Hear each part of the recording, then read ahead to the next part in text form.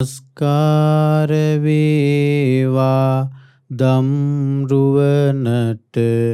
සැමදා සදහම් සරණ යමි. නමස්කාර වේවා සංඝරුවනට සැමදා මහා සංඝ සරණ යමි. නමස්කාර වේවා තුනුරුවනට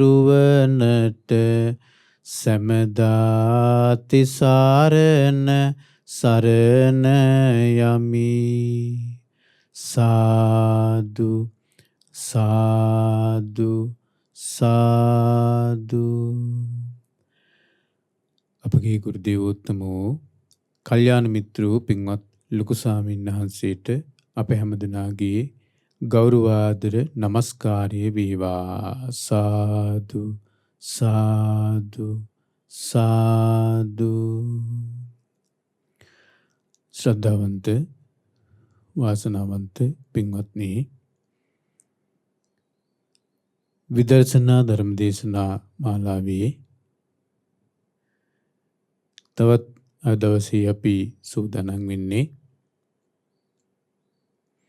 පසුගිය සතිවල අපි කතා කළ මහා වේදල්ල සූත්‍රයේම තවත් කොටසක් සාකච්ඡා කරන්න. ඔබ දන්නවා මහා වේදල්ල සූත්‍රයේ සාරිපුත්ත මහරහතන් වහන්සේත් මහා කොට්ටිත මහරහතන් වහන්සේත් අතර පැවැත්වුණු විසිතුරු ධර්ම සාකච්ඡාවක්.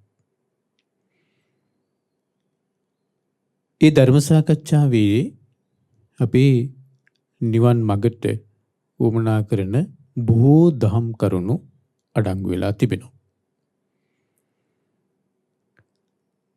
අපි ගිය සතිවල සාකච්ඡා කළේ, ගිය සතියේ ඊට ඉස්සෙල් සතියේත් අපි සාකච්ඡා කළේ මහා කොට්ටිත මහරහතන් වහන්සේ සාරිපුත්ත මහරහතන් වහන්සේගෙන් ඇහුවා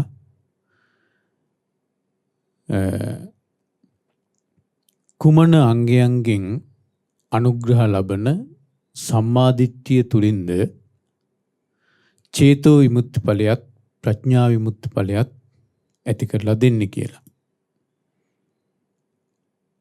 ඉන්පස්සේ සාරිපුත්ත මහරහතන් වහන්සේ ඒකට දුන්න උත්තරේ තමයි අංග 5කින් අනුග්‍රහ ලබන සම්මාදිට්ඨියෙන් චේතෝ විමුක්ති ඵලයත් පඤ්ඤා විමුක්ති ඵලයත් උදා කරලා දෙනවා කියලා.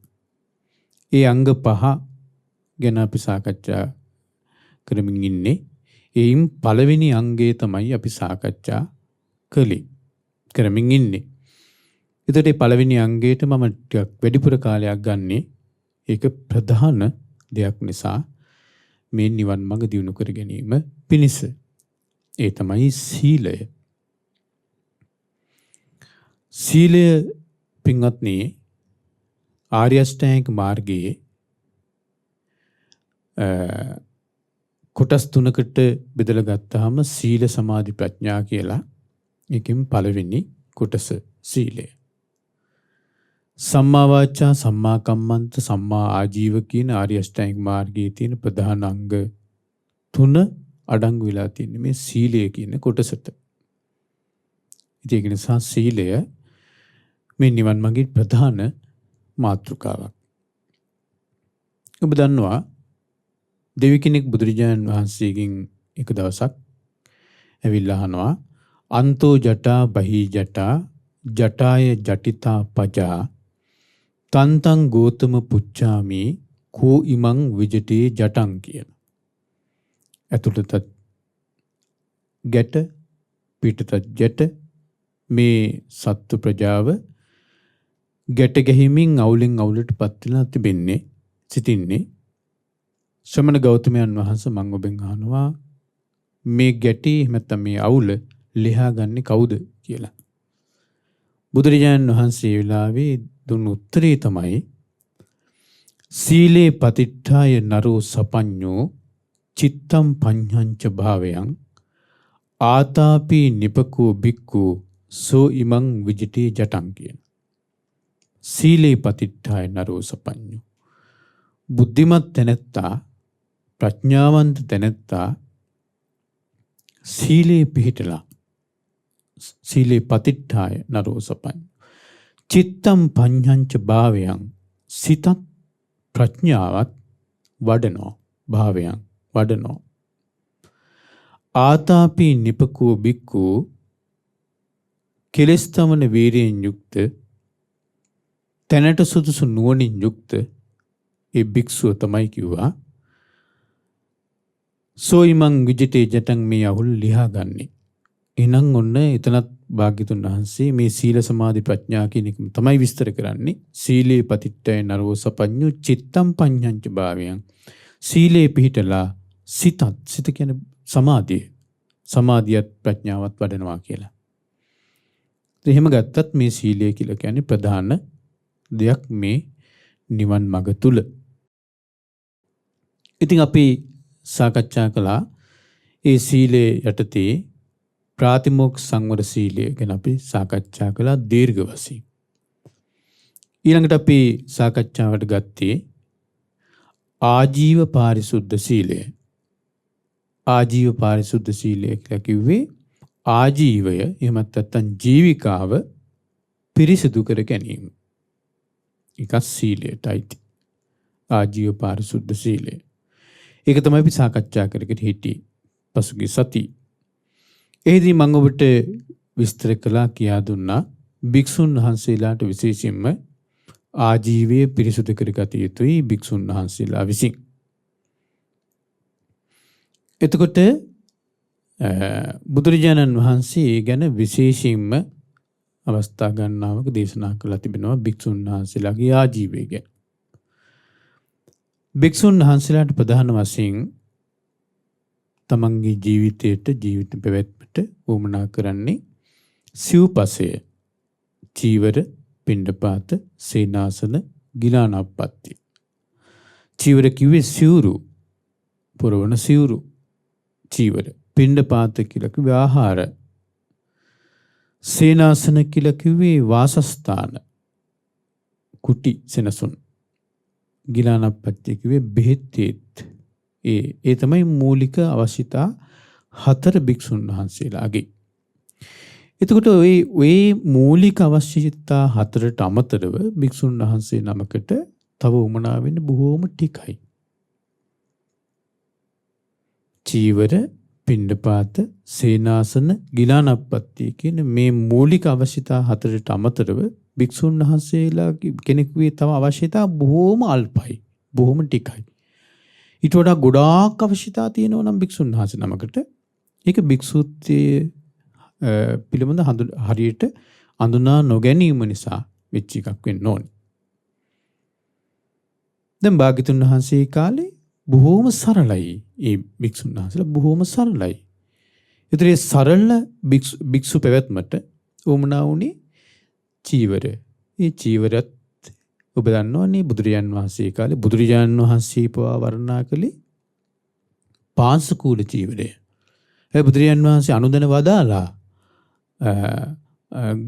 කියන්නේ ගිහි උදවිය දායක දායකාවන් පූජා කරන සිවුරු පිළිගත්තට කමක් නැහැ කියලා. හැබැයි භික්ෂුන් වහන්සේ නමගේ මූලික වශයෙන් භික්ෂුන් වහන්සේ නමක් අපේක්ෂා කළ යුත්තේ පාංශකූල චීවරය පෙරවීමට. ඒතර පාංශකූල චීවරය පුරවනකොට මේ පාංශකූල චීවරයේදී මේ ආජීවය අපිරිසිදු වෙන්න තියෙන ඉඩකඩ ඉතාමත්ම අඩුයි. මොකද පාංශකූල චීවරය කියලා කියන්නේ ඔය කුණු ගොඩක නැත්නම් පාරේ අමුසොහනක පැත්තකට විසි කරලා තියෙන රෙදි කෑලි. ඒතර රෙදි කෑලි භික්ෂුන් වහන්සේ නමක් අහුලගෙන ඇවිල්ලා ඊට පස්සේ ඒ වලින් චීවරයක් මහ ගන්න එක පිරිසිදු කරලා චීවරයක් මහ ගන්නවා. එතකොට අපිට හොඳටම පැහැදිලි ඒ චීවරය ලස්සන නැහැ කියලා. ඒ චීවරය ලස්සන නැහැ. හැබැයි පාංශකූල චීවරයේ අවලස්සන ඒ දුර්වර්ණ වුණු ඒ පාංශකූල චීවරයේ පුරවන භික්ෂුවගේ ජීවිතය ලස්සනයි. එදා බැලුවේ ඒක. භික්ෂුවකගේ ජීවිතේ ලස්සනයි බාහිරින් සිවුර ලස්සන නැති වෙන්න පුළුවන්. හරි. එතකොට මේ පාංශකූල චීවරයක් සොයාගන්න භික්ෂුන් වහන්සේ නමකට ආජීවය අපරිසිදු වෙන්න තියෙන ඉඩකඩ අඩු වෙන්නේ. එතකොට සමහරට ඒ චීවරේ එක කෑල්ලක් සමහරට අලුත් රෙදි කෑල්ලක් වෙන්න පුළුවන්. තව කෑල්ලක් සමහරට අපරණ රෙදි කෑල්ලක් වෙන්න පුළුවන්. එක රෙදි කෑල්ලක් සමහරට සිනිඳු රෙදි කෑල්ලක් වෙන්න පුළුවන්. තව රෙදි කෑල්ලක් ගොරෝසු රෙදි කෑල්ලක් වෙන්න පුළුවන්. මේ විදිහට මේ ඉවත දාපු මේ රෙදි කෑලි අහුලක නැවිලා ඉව පිරිසිදු කළ චීවරය මහාගත්තේ. ඉතින් භාග්‍යවතුන් වහන්සේ පෙරෙව්වෙත් එවැනි පාංශකූල චීවරයක්.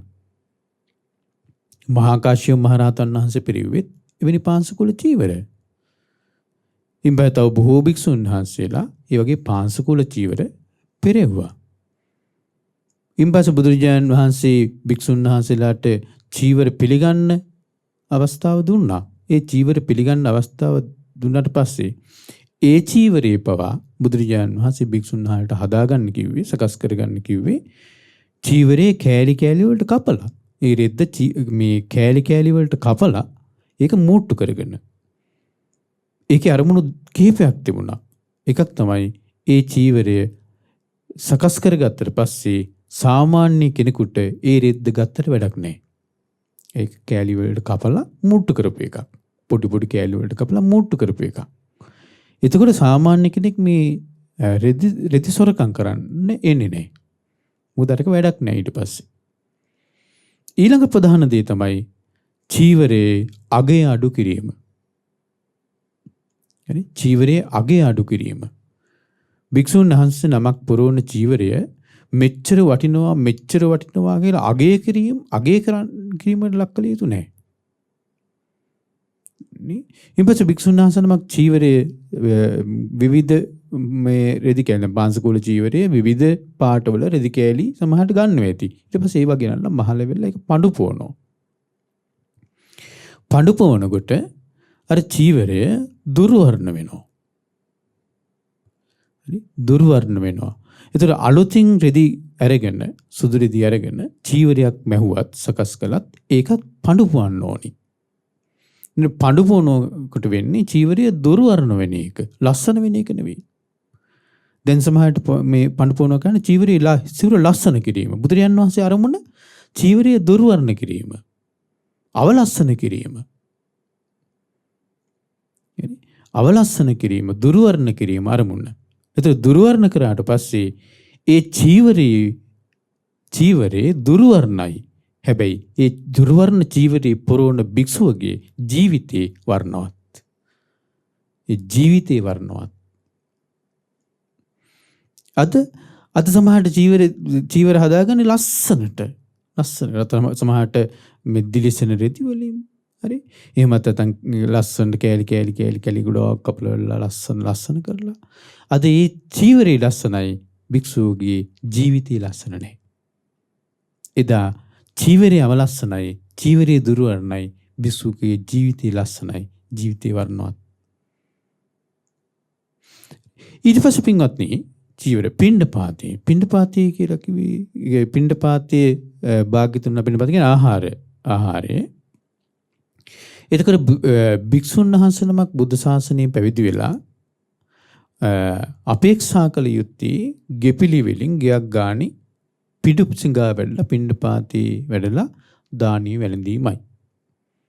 ඒක මේ පැවිදි ජීවිතේට නිවන් මගට ඒකාන්ත වශයෙන් මහත් වූ උපකාරී වෙන එක. මහත් වූ උපකාරී වෙන එක. බුදුරජාණන් වහන්සේ දුතාංගවලත් මේ පිණ්ඩපාතය ගැන දුතාංග කීපයක්ම පනවලා තියෙනවා. ඒක නිසා මේක බුදුරජාණන් වහන්සේ වර්ණනා කරපු එකක් පිණ්ඩපාතය කියන එක. පිළිසුඟා වැඩලා ආහාර ගැනීම කියන එක.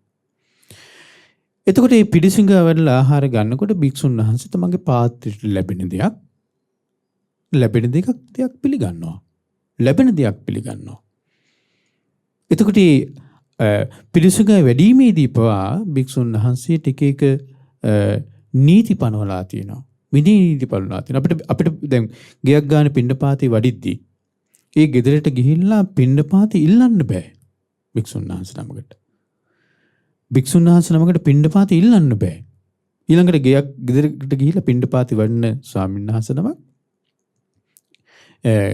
ගෙදරකට ගිහිල්ලා ගෙදර කියන්නේ ගේට්ටුව තියෙනවා. ගේට්ටුවෙන් යම් දුරක් ඇතුළට ගිහිල්ලා ගෙට ගොඩාක් ආසන්නක් නැතුව ගෙට ගොඩාක් දුරස්තක් නැතුව යම් මධ්‍යම මට්ටමකින් භික්ෂුන් වහන්සේ සිටගෙන ඉන්න ඕනි.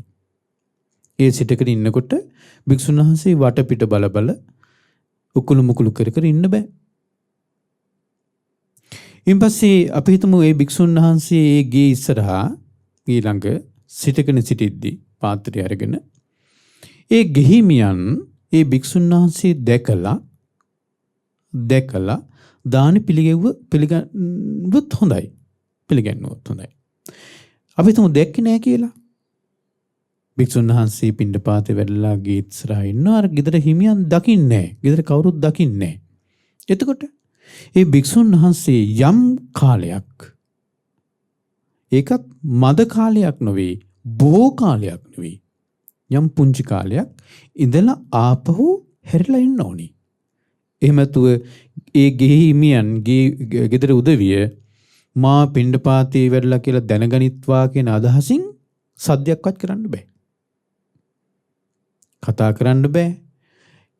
ගෙදර පිරිස දැනගැනීවා කියන අදහසින් ගුරුපාදන්නවත් බෑ. එහෙම වුණා සද්දයක්වත් කරන්න බෑ භික්ෂුන් වහන්සේට. භික්ෂුන් වහන්සේ යම් වෙලාවක් ඒ ගෙදර ඉස්සරහා ඉඳලා ලැබුණොත් එහෙමයි නොලැබුණොත් ආපහු හැරිලා එන්න ඕනි. බලන්නතොට ඉල්ලාගෙන වළඳනවා කියන එක භික්ෂුන් වහන්සේ නමකට බුදුරජාණන් වහන්සේ කැප දෙයක් විදිහට දේශනා කළේ නැහැ. ඉල්ලාගෙන වැළඳීම.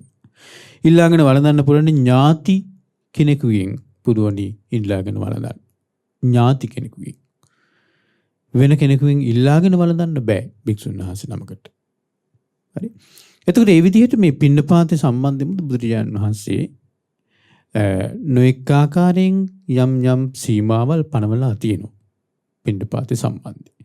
ඒතර බලන්නකො පිණ්ඩපාතේ සම්බන්ධෙමුත් එහෙම සීමාවල් පනවලා තියෙනවා නම් ගිහි උදවිය ගෙනල්ලා පූජා කරන දාන සම්බන්ධයෙන් බුදුරජාණන් වහන්සේ කොයිතරම් සැලකිල්ලක් දක්වනවද? දක්වන්නේ නැද්ද භික්ෂුන් වහන්සේලාට?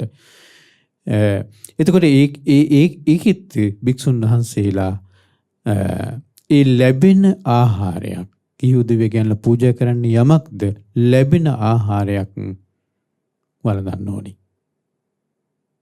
හරි. ඒතර ආහාර පිණිස භික්ෂුන් වහන්සේලා කිසිම ආකාරයකින් තමන්ගේ ආජීවය අපිරිසිදු කර ගැනීම බුදුරජාණන් වහන්සේ වර්ණනා කරන්නේ නැහැ.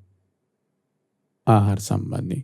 ආහාර සම්බන්ධයෙන් හරිය පුදුමයි බුදුරජාණන් වහන්සේ භික්ෂුන් වහන්සේලාට මේ දේශනා කරලා තියෙන ඇතැම් දේශනා. මට මතක් වෙනවා මේ වෙලාවේ ධම්මදායාද කියලා සූත්‍රයක්.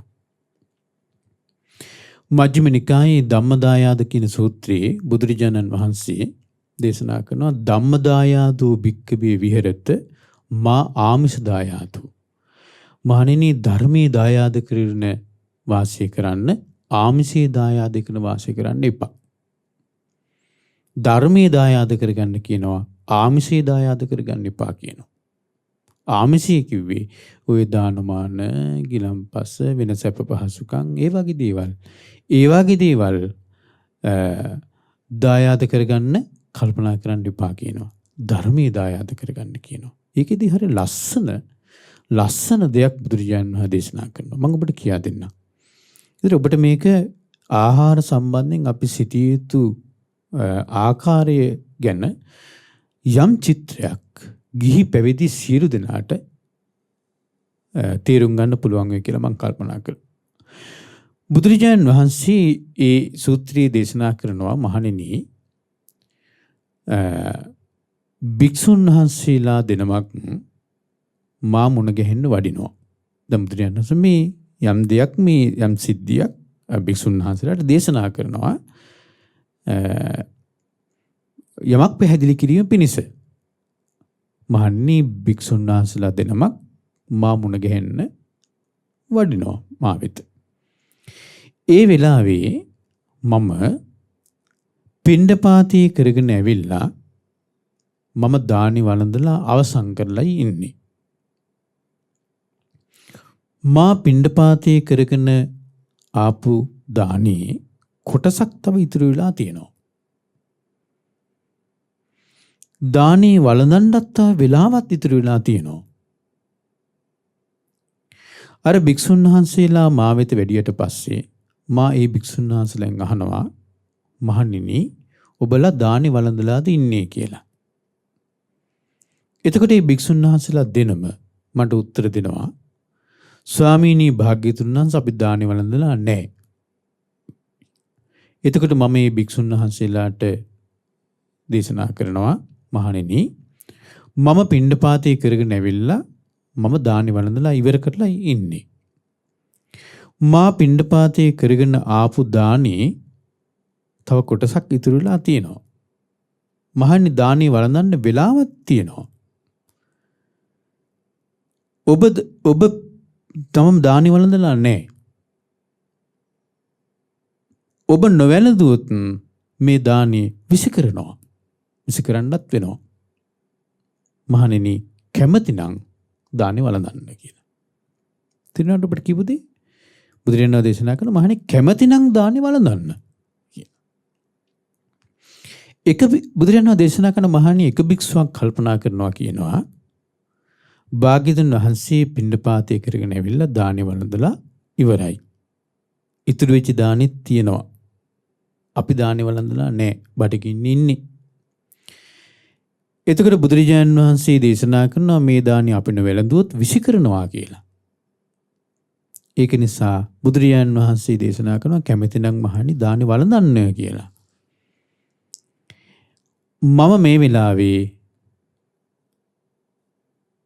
මම මේ වෙලාවේ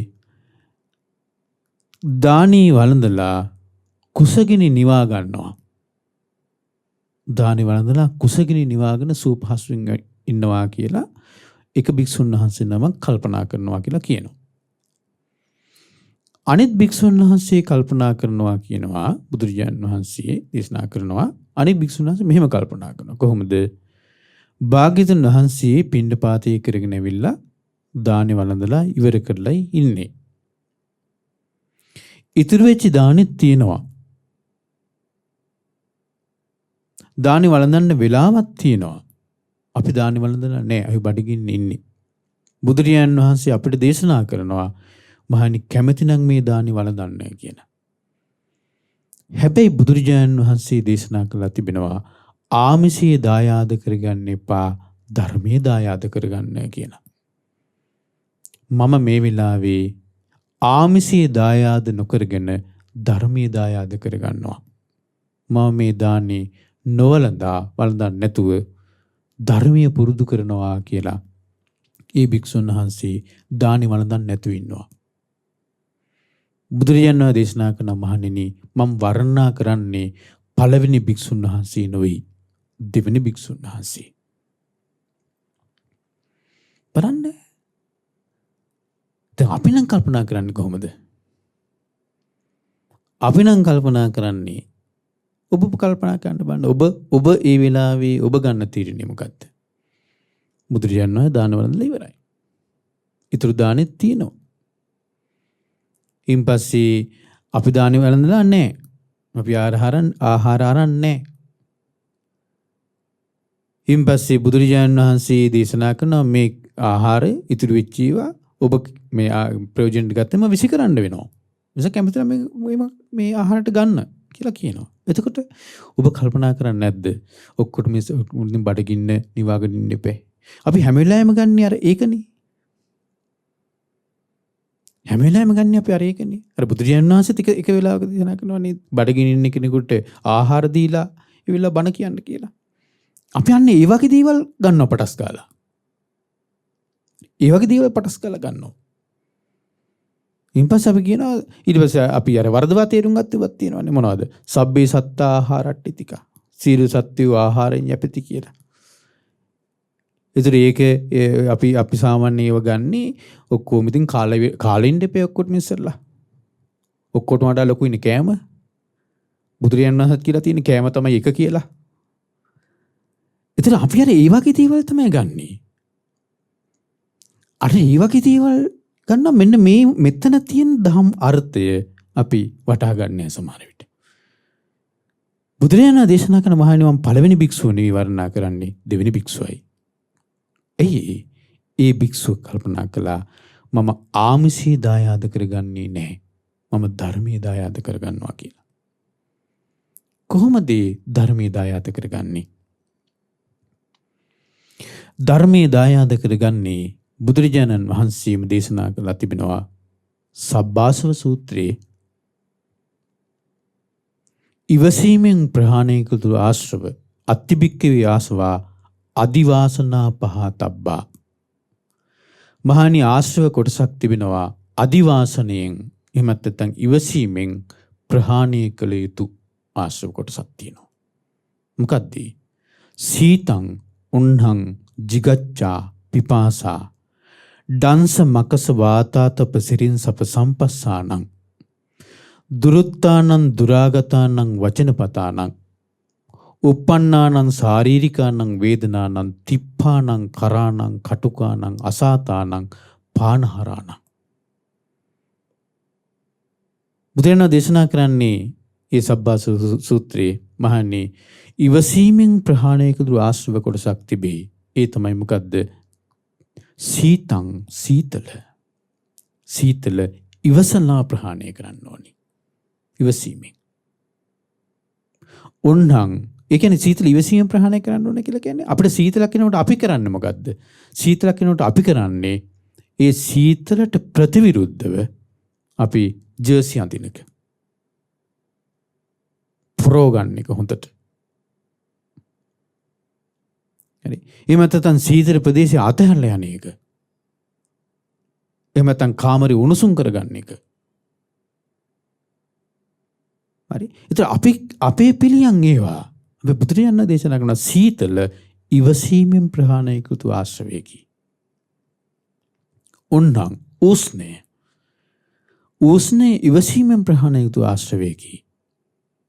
අපි කරන්නේ මොකද්ද? උණුසුමක් වෙනකොට අපි කරන්නේ උණුසුමක් වෙනකොට AC එක දාගන්න එක. එහෙම නැත්නම් ඒ රස්නේ ප්‍රදේශය අතහැරලා යන එක. හරි. රස්නේ ප්‍රදේශයේ ඉන්න බෑ කියලා අතහැරලා යන එක අපි කරන්නේ.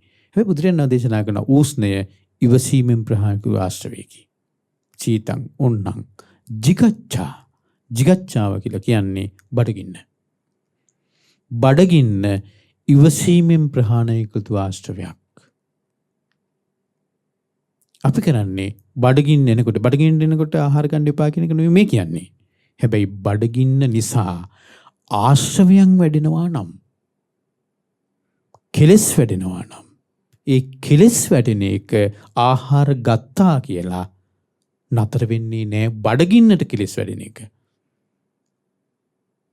ඒතර ආහාර ගැනීම වෙන්නේ කෙලස් යටපත් කරන එකක්. කෙලස් ප්‍රහාණය කරන එකක් නෙවෙයි. හරි.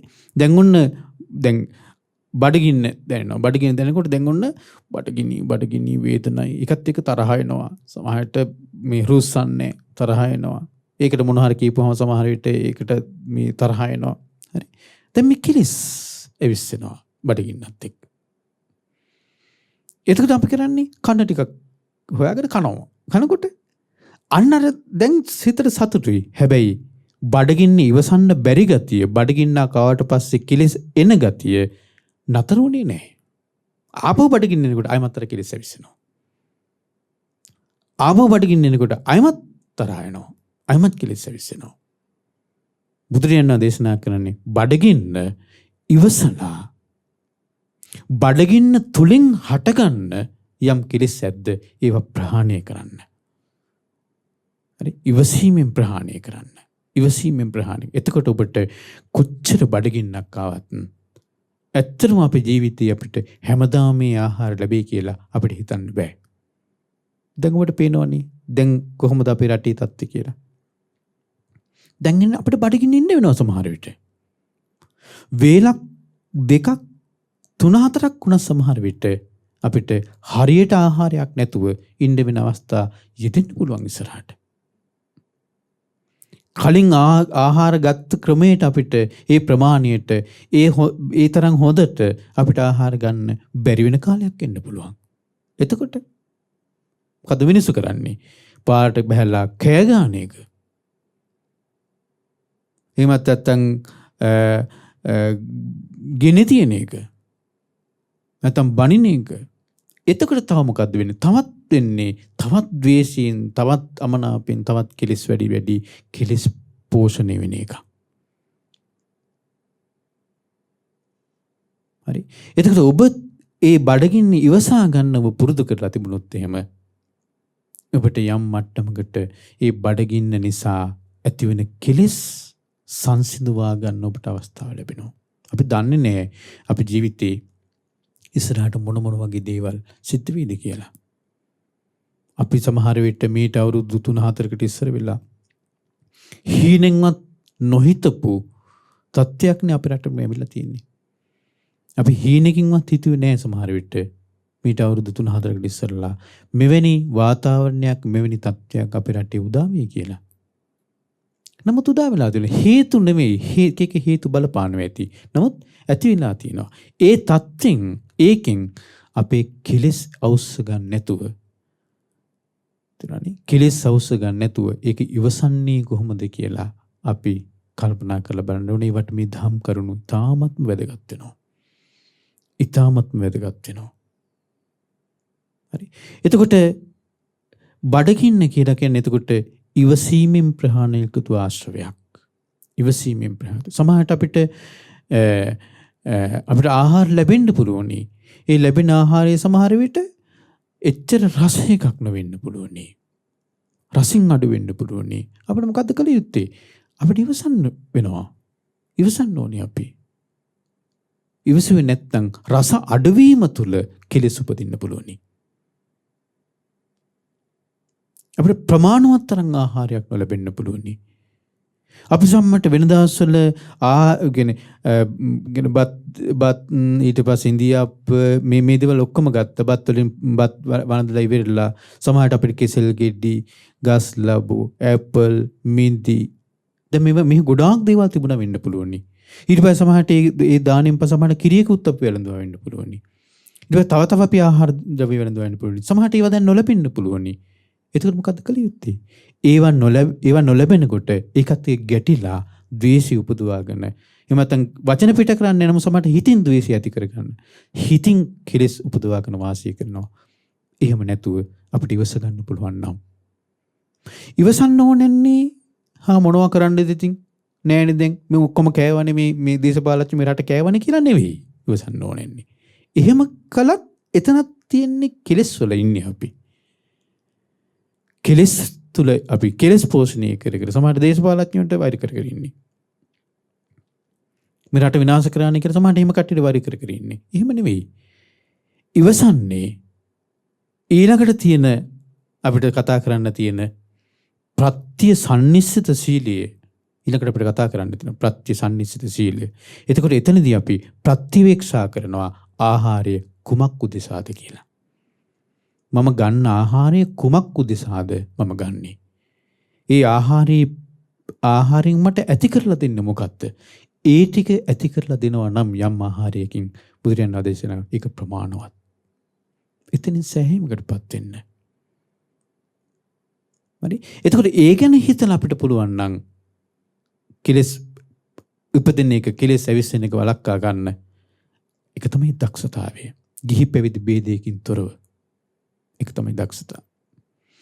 ඒක නිසා පින්වත්නි එහෙනම් ඔන්න බඩගින්න ඉවසීමෙන් ප්‍රහාණය යුතු ආශ්‍රවයක්. පිපාසය ඉවසීමෙන් ප්‍රහාණය ආශ්‍රවය. ඒ කියන්නේ මේ කියන්නේ පිපාසය එනකොට වතුර බොන්න එපා කියන එක නෙමෙයි. ඔබ බලන්න පිපාසය එනකොට ඔබට පිපාසයත් එක්ක ඔබට කෙලෙස් එනවද කියලා, කෙලෙස් උපදිනවද කියලා. ඔබම පුරුදු වෙන්න යම් පිපාසයක් එනකොට හරි කෙලෙස් උපදිනවා නම් කෙලෙස් වැඩෙනවා නම් ඔබම හිත හඳුනාගෙන ඔබම පුරුදු වෙන්න ඒකෙන් කෙලෙස් උපදවා ගන්න නැතුව පිපාසය ඉවසන්න පුරුදු වෙන්න. අපි තියෙන පිපාසයක් එනකොට වතුර ටිකක් බොන එක. වතුර ටිකක් බොන්න එපා කියන එක නෙමෙයි මේ කියන්නේ. හැබැයි වතුර ටිකක් පිපාසය එනකොට වතුර ටිකක් බෙව්වහම අර පිපාසය තුළින් කෙලෙස් උපදිනවා කියලාත් අපිට අඳුර ගන්න බෑ සමහරට. අපිට අපේ තුළ තියෙන කෙලෙස්ම අඳුර ගන්න බෑ සමහර විට. ඒක නිසා අපිට ඕනතරම් පිපාසයෙන් ඉන්න වෙන අවස්ථා ඉදිරියට එන්න පුළුවනි. ඉදිරියට අපිට එන්න පුළුවනි පිපාසයෙන් පිරෙන්න තියෙනවත්. අපි හිතන්න බලන්න ඔබ වයසට ගිහිල්ලා ලෙඩ ඇඳට වැටෙනවා. සමහරට ඔබ රෝහලට ගිහිල්ලා රෝහලේ දැන් වාට්ටුවට දානවා. වාට්ටුවට දැම්මට පස්සේ සමහරට ඔබ ළඟ දැන් ඔබට කතා කරගන්නත් බෑ කියලා කියන්නේ. කතා කරගන්නත් බෑ. ඊට පස්සේ ඔබේ අතපය හොලවන්නත් බෑ කියලා කියන්නේ. කතා කරන්නත් බෑ අතපය හොලවන්නත් බෑ. එහෙම වෙන්න බැරිද අපේ ජීවිතේ? පුළුවන්. එතකොට හොස්පිටල් එකේ ඇඳේ ඉන්නවා. ඔබට පිපාසය දැනෙනවා. අධික පිපාසයක් දැනෙනවා. කියන්න බෑ. කතා කරගන්න බෑ. අතින් පයින්වත් කියන්න බෑ. අතපය හොලවන්න බෑ. මොකද කරන්නේ? ළඟ ඉන්න කෙනාට හිතුනොත් කල්පනා වුණොත් අනේ අපේ අම්මට අපේ තාත්තට මේ ලෙඩාට මේ දැන් වතුර තිබෑ ඇති කියලා එයාට හිතුනොත් සමහරට වතුර ටිකක් කටේ ගන්න පුළුවන්. නොහිතුනොත් එහෙම කෙනෙක් හිටියේ නැත්තම් ඉන්න කෙනාටත් එහෙම දෙයක් නොහිතුනොත් ඒ වෙලාවේ අපිට ඒකාන්ත වශයෙන් කියන්න පුළුවන්ද මට වතුර තිබාවක් එනකොට පිපාසයක් එනකොට මල් ළඟ ඉන්න කෙනාට අනිවාර්යෙන් හිතෙනවා කියලා හිතෙන්න ඕන කියලා මට වතුර තිබහයි ඒක නිසා මේ කටේ ගන්න ඕන කියලා වතුර නෑ වෙන්නත් පුළුවන් නොවෙන්නත් පුළුවන්. ඒක නිසා රෝහල් ඇඳේ අවසාන මොහොතේ රෝහල් ඇඳේ ඉන්නකොට වතුර ටිකක් කට ගන්නද පිපාසය නිසා කෙනෙක් මට කතා කරලා කියන්නත් බෑ ඉල්ලන්නත් බෑ අතින් පයින් කියන්නත් බෑ. එතකොට අහවල් කෙනා ළඟ ඉන්න කෙනාට දැනුනොත් හිතුනොත් අපේ අම්මට අපේ තාත්තට දැන් වතුර තිබෑ ඇති කියලා වතුර ටිකක් ගාවි. නැත්තම් කෙලස් ගොඩේ ඉන්නවද? එහෙමත් නැත්තම් පිපාසය කියන එක ඉවසා ගන්න පුරුදු වෙනවද?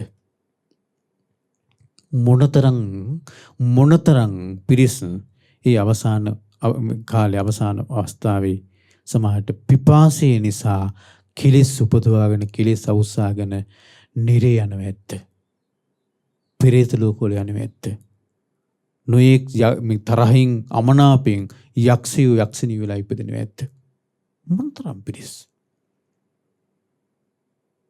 මේ බඩගින්නත් ඒ වගේ. අපිට අවසාන කාලේ සමහරට අපිට බඩගිනි. නමුත් ඩොක්ටර්ස්ලා කියනවා දෙන්න එපා කියලා කෑම. ඩොක්ටර්ස්ලා කියනවා කෑම දෙන්න එපා කියලා. මේ ලෙඩේට කෑම දෙන්න එක හොඳ නැහැ. ඒ නිසා කෑම අඩු කරන්න කියනවා. සේලයින් ටිකක් දෙනවා. අපිට ආසයි හොඳට පොලොස් ඇමුලක් උයලා.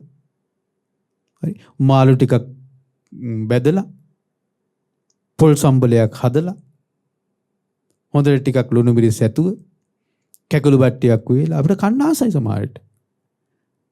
දෙනව නම් ආසයි. දෙන්නේ නැහැ. එතකොට කොච්චර ඉල්ලුවත් දෙන්නේ නැහැ. ඇයි දොස්තරලා කියනවා දෙන්න එපා ආහාරය. මේ ආහාරයම මේ අම්මට සමහරට මේ වෙලාවේ ආහාර ගැනීම මේ අම්මට හොඳ නැහැ කියලා. දෙන්නේ සීලෙන් වලින් ඉන්නවා. එතකොට අපිට ඉවස ගන්න බැරි වුණොත් නේ ඉවසන්න වෙනවා සමහර විට. ඉවස ගන්න වෙනවා. කොච්චර පිරිස එහෙම ඉවස ගන්න බැරුව කෙලෙස් උපදවාගෙන කෙලෙස් වලින්ම සමහරට මැරෙලා යනවා ඇත්ත. ඒ කෙලෙස් කොටියෙ මිදගෙන. හරි. සමහර දරුවෝ ඉන්නවා අපි දන්න කට්ටිය ඉන්නවා හරි අනුවේදනීයයි. අපි දන්න කට්ටිය ඉන්නවා අම්මා තාත්තා සමහර විට හොඳටම වයසයි ලෙඩ ඇඳි. සමහර දරුවෝ ඉන්නවා අම්මට තාත්තට කෑම දෙන්නේ නැහැ හරියට. ඇයි වැසිකිලි යනවා කියලා ඇඳීම. ඇඳීම වැසිකිලි යනවා. එතකොට අපිට ඒව අදින්න වෙනවා. නිතර වැසිකිලි යනවා. අපිට ඒව අදින්න වෙනවා කියලා දරුවෝ සමහර විට දෙමාපියන්ට කෑම දෙන්නේ නැහැ හරියට. සමහරට වතුර ටිකක් දෙන්නේ හරියට මුත්‍රා කරගන්නවා නිතරම ඇඳි. වයසක අම්මා වයසක තාත්තා ඇඳීම මුත්‍රා කරගන්නවා කියලා වතුර ටිකක් දෙන්නේ හරියට. පිපාසයෙන් බඩගින්නෙන් අර අම්මා තාත්තා අප්‍රමාණ පීඩාවක් විඳිනවා ඇති. අපි දන්නේ එහෙම අවස්ථාවක් තියෙනවා. එතකොට ඒ වෙලාවට අර අම්මා තාත්තා මොනතරම් අර දරුව කෙරෙහි ද්වේෂයක් ඇති කරගන්නව ඇද්ද? තරහක් ඇති කරගන්නව ඇද්ද? නේ? එතකොට ඒක ඉවස ගන්න බැරුණොත් ඒ වෙලාවේ ඒක නිසා පින්වත්නි නිවන් මඟ දියුණු කරගන්න කෙනාට මොනතරම් එහෙනම් මේක බලපානවද? සාමාන්‍ය ජීවිතෙත් අපිට බඩගින්න පිපාසා මේ දේවල් ඉවස ගන්න පුරුදු වෙන එක සාමාන්‍ය ජීවිතයට අපිට අරතරම් ප්‍රයෝජනවත් වෙනවා නම් නිවන් මඟක් දිනු කර ගැනීමේදී මේ බඩගින්න පිපාසී ඉවසන්න පුරුදු වෙන එක මොනතරම් ප්‍රයෝජනවත් වේද නිවන් මඟක් දිනු කරගන්න. ඒකනේ බුදුරජාණන් වහන්සේ දේශනා කළේ ඉවසීමෙන් ප්‍රහාණය වූ ආශ්‍රව කියලා ඒවා. jigaccha pipasa දංශ මකස වාතාතප සිරින්සප සම්පස්සානං මැසි මදුරුවන්ගෙන් අවුසුලඟින් සර්පයන් ආදීන් වෙනේ ඒ හිරිහැර ඒ වගේ දේවල්.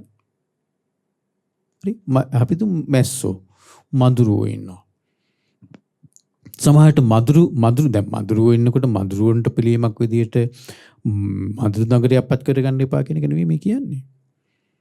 එහෙම නැත්නම් net එකක් දාගන්න එපා කියන එක නෙවෙයි මේ කියන්නේ. සමහරට මදුරුවෝ නිසාම මදුරුවෝ කනකොටම සමහරට තරහ ඇවිල්ලා මදුරුවෝ තලලා සමහරට කලබල වෙලා මොනතරම් අපි දේවල් කරගන්නවා සමහරට. එහෙම නොවෙන්න ආරක්ෂා වෙන්න උත්සාහ කරන්න මදුරුවන්ගෙන්. නැත්නම් ලෙඩ හැදී. ඒක නෙවෙයි මේ කියන්නේ. ඒ මැසි මදුරුවන්ගෙන් අවුසුලකින් මේ දේවල් වලින් කෙලෙස් උපදින එක වළක්ව ගන්න. අරවා යම් මට්ටමකට තමන් අපිට වෙන්න පුළුවන්. සමහරට අපි ගමනක් යනවා. ඒ යනකොට සමහරට කොහේ හරි නවතින්න වෙනවා. අපි තුමු කොහේ හරි නවතින්න වෙනවා. නවතිනකොට සමහර විට අපිට මදුරු දඟරයක් නැහැ. සමහරට අපිට net එකක් නැහැ. සමහරට පැංගිරි තෙල් බෝතලයක්වත් නැහැ අපිට. එමිටයක්වත් ගා ගන්න. සමහරට රෑ නවතින්න වෙනවා කොහේ හරි. මදුරු විමානේ, මදුරුව ගොඩ. මොකද කරන්නේ? රෑ එළි වෙනකන් තල ඉන්නවද මදුරුව? වට මදුරුව කනකොට නිින්ද යන්නේ තමයි. හැබැයි අපිට ඒක ඉවසා ගන්න පුළුවන් නම් මේක තමයි ජීවිතය. අපිට මේ දේවල් වලට මුහුණ දෙන්න සිද්ධ වෙනවා කියලා. මේක මම නොවේ, මගේ නොවේ, මගේ ආත්මය නොවේ කියලා විපුරුදු කරන්නේ මොකටද? නේ? එතකොට දැන් මේක මම කියලා ගත්ත නිසා නෙමෙයිද මේ කය, මේ ශරීරය, මේ සතර මහා ධාතුන් හටගත්තු මේ ශරීරය, මේ රූපය, කය මම කියලා ගත්ත නිසා නෙමෙයිද මේ මගේ මధుරෝ කන්නේ? නේ? ඒකට මගේ මధుරෝ කන්නේ. ඒකට අපිට පුළුවන් නම් ඒ වේදනාව, ඒ වෙලාවේ හටගන්න ඒ ස්පර්ශයේ වේදනාව මේක අනිත්‍ය විදිහට දකින්න පුළුවන් නම් අපිට මේ කියන්නේ මధుරෙක් කනකොට මේ මధుරවා හිමිට අයින් කරන්න එපා කියන එකක් නෙමෙයි මේ කියන්නේ. ඒ වේදනාව අපිට අනිත්‍ය විදිහට දැකලා ඒ වේදනාව අපිට තියෙන්නේ එහෙම නෙවෙයි. අපිට තියෙන්නේ දැන් ඔන්න රෑ අපි කොහරි නවතිනවා. නවතිනකොට දැන් මధుරෝ අපිට පහෝදා උදේට මොකද්ද මතක? රෑ එල්ලි වෙන්නකම් මధుරෝ කෑවා. ඒතර පහෝදා උදේට අපි ඉතුරු වෙන්නේ එල්ලි වෙන්නකම් මధుරෝ කෑවා. එල්ලි වෙන්නකම් එතකොට මధుරෝ කාපු මේ වේදනාවෙන් තමයි ඉඳලා තින්නේ. මේ මధుරව කන වේදනාව දැනෙන්නේ කොයි වෙලාවටද? දැනෙන්නේ මధుරවා විදින වෙලාවට. ඒක බොහොම පුංචි වෙලාවක්. හැබැයි අපිට ඒ වේදනාව අපි කොච්චර කාලයක් ඒ වේදනාව අපි හිතින් පවත්වනවද කියලා කියන්නකෝ. ඒ හටගත්තු ස්පර්ශය තුළින් හටගත්තු විඳීම වේදනාව, දුක්ඛ වේදනාව ස්පර්ශයෙන් ඇතිවිලා යනකොට නැතිවිලා යනවා. ස්පර්ශයෙන් හටගන්න විඳීම ස්පර්ශය නැති වෙනකොට නැති වෙනවා. නැති වෙන්නේ නැහැ කියලා කියන්න පුළුවන්ද? නැහැ. බුද්ධ දේශනාව. ස්පර්ශයෙන් හටගන්න විඳීම ස්පර්ශය නැති වෙනකොට නැතිවිලා යනවා. හැබැයි අපි නැති වෙලාද? එළි වෙනකම් මඳුරෝ කාලා. සමහරට දවස් ගණක්, සමහරට මාස ගණක් අපි කියනවා එළි වෙනකම් මඳුරෝ කෑවා. සමහරට මාස ගණක් මඳුරෝ කරනවා ඊට පස්සේ. අර වේදනාව අපි හිතින් අල්ලාගෙන ඒ වේදනාවත් එක්ක ජීවත් වෙන්නේ නැද්ද? අපිට පුරුදු වෙන්න පුළුවන් නම් මේ දේවල් මේක තමයි ජීවිතය කියලා. අපිට අරක ඒකනේ මේ කියන්නේ කෙනෙක් ස්වාමීන් වහන්සේලා භාවනාවට කැරියට වැඩියට පස්සේ සමහරට මේ මැසි මදුරුවන්ගෙන් ඒ වෙන පීඩාව ඉවසාගෙන ඉන්නවා කියනවා. යුද්ධ භූමියකට ගියපු හස්ති රාජයෙකුට ඊතල වලින් පහර ගන්නකොට ඉවසාගෙන ඉන්නවා වගේ. යුද්ධ භූමියකට ගියපු හස්ති රාජයා ඊතල වලින් පහර වදිනකොට ඉවසාගෙන ඉන්නවා වගේ. හෙලවෙන්නේ නැතුව, ඒ ගැන තැකීමක් නැතුව ඉවසාගෙන ඉන්නවා වගේ. ඇයි ඒ අරමුණක් තියෙනවා. මොකක්ද අරමුණ? යුද්ධ භූමියට ගිහලා යුද්ධය දිනීම. හරි? යුද්ධය දිනීම අරමුණ. ඒ අරමුණෙන් අර හස්ති රාජයා පවා අර ඊතල පහරවල්, තරුණ ඊතල පහරවල් ඉවසාගෙන නොසැලී ඉන්නවා කියනවා. ඉවසාගෙන ඉදිරියටම යනවා කියනවා. ඒ වගේ අපිට අරමුණක් තියෙනවා. මොකක්ද අරමුණ? චතුරාර්ය සත්‍ය අවබෝධය. දුකින් නිදහස් වීම. එතකොට ඒ අරමුණ, ඒ ප්‍රබල අරමුණ අපි හිතේ තියෙනවා නම් මధుරු වෙක් විදින තුඩ මොනවද? ඒක අපිට පුරුදු වෙන්න වෙනවා මේ දේවල් වලට. දන්ස මකස වාතා තප සිරින් සප සම්පස්සානං දුරුත්තානං දුරාගතානං වචනපතානං.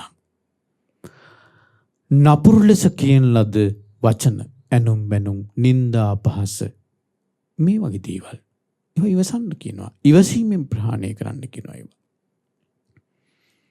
සමහර කෙනෙකුට නින්දාවක් කෙනෙකුට ඉවස ගන්න බෑ. කෙනෙක් දොසක් කියනකොට ඉවස ගන්න බෑ. ප්‍රශංසාව ඒක ඉවස ගන්නත් බෑ. ඒකට මත් වෙනවා. ප්‍රශංසාව ඉවස ගන්න ඒකට මත් වෙනවා. හරි. ඊට පස්සේ මේ නින්දා අපහාස වලට, එනුම් බැනුම් වලට ගැටෙනවා. බුදුරජාණන් දේශනා කරන මේවා ඉවසීමෙන් ප්‍රහාණය කරන්න. හරි. නින්දා අපහාස එනකොට මේ දේවල්, මේවා මේ කනට ඇහෙන ශබ්දයක්.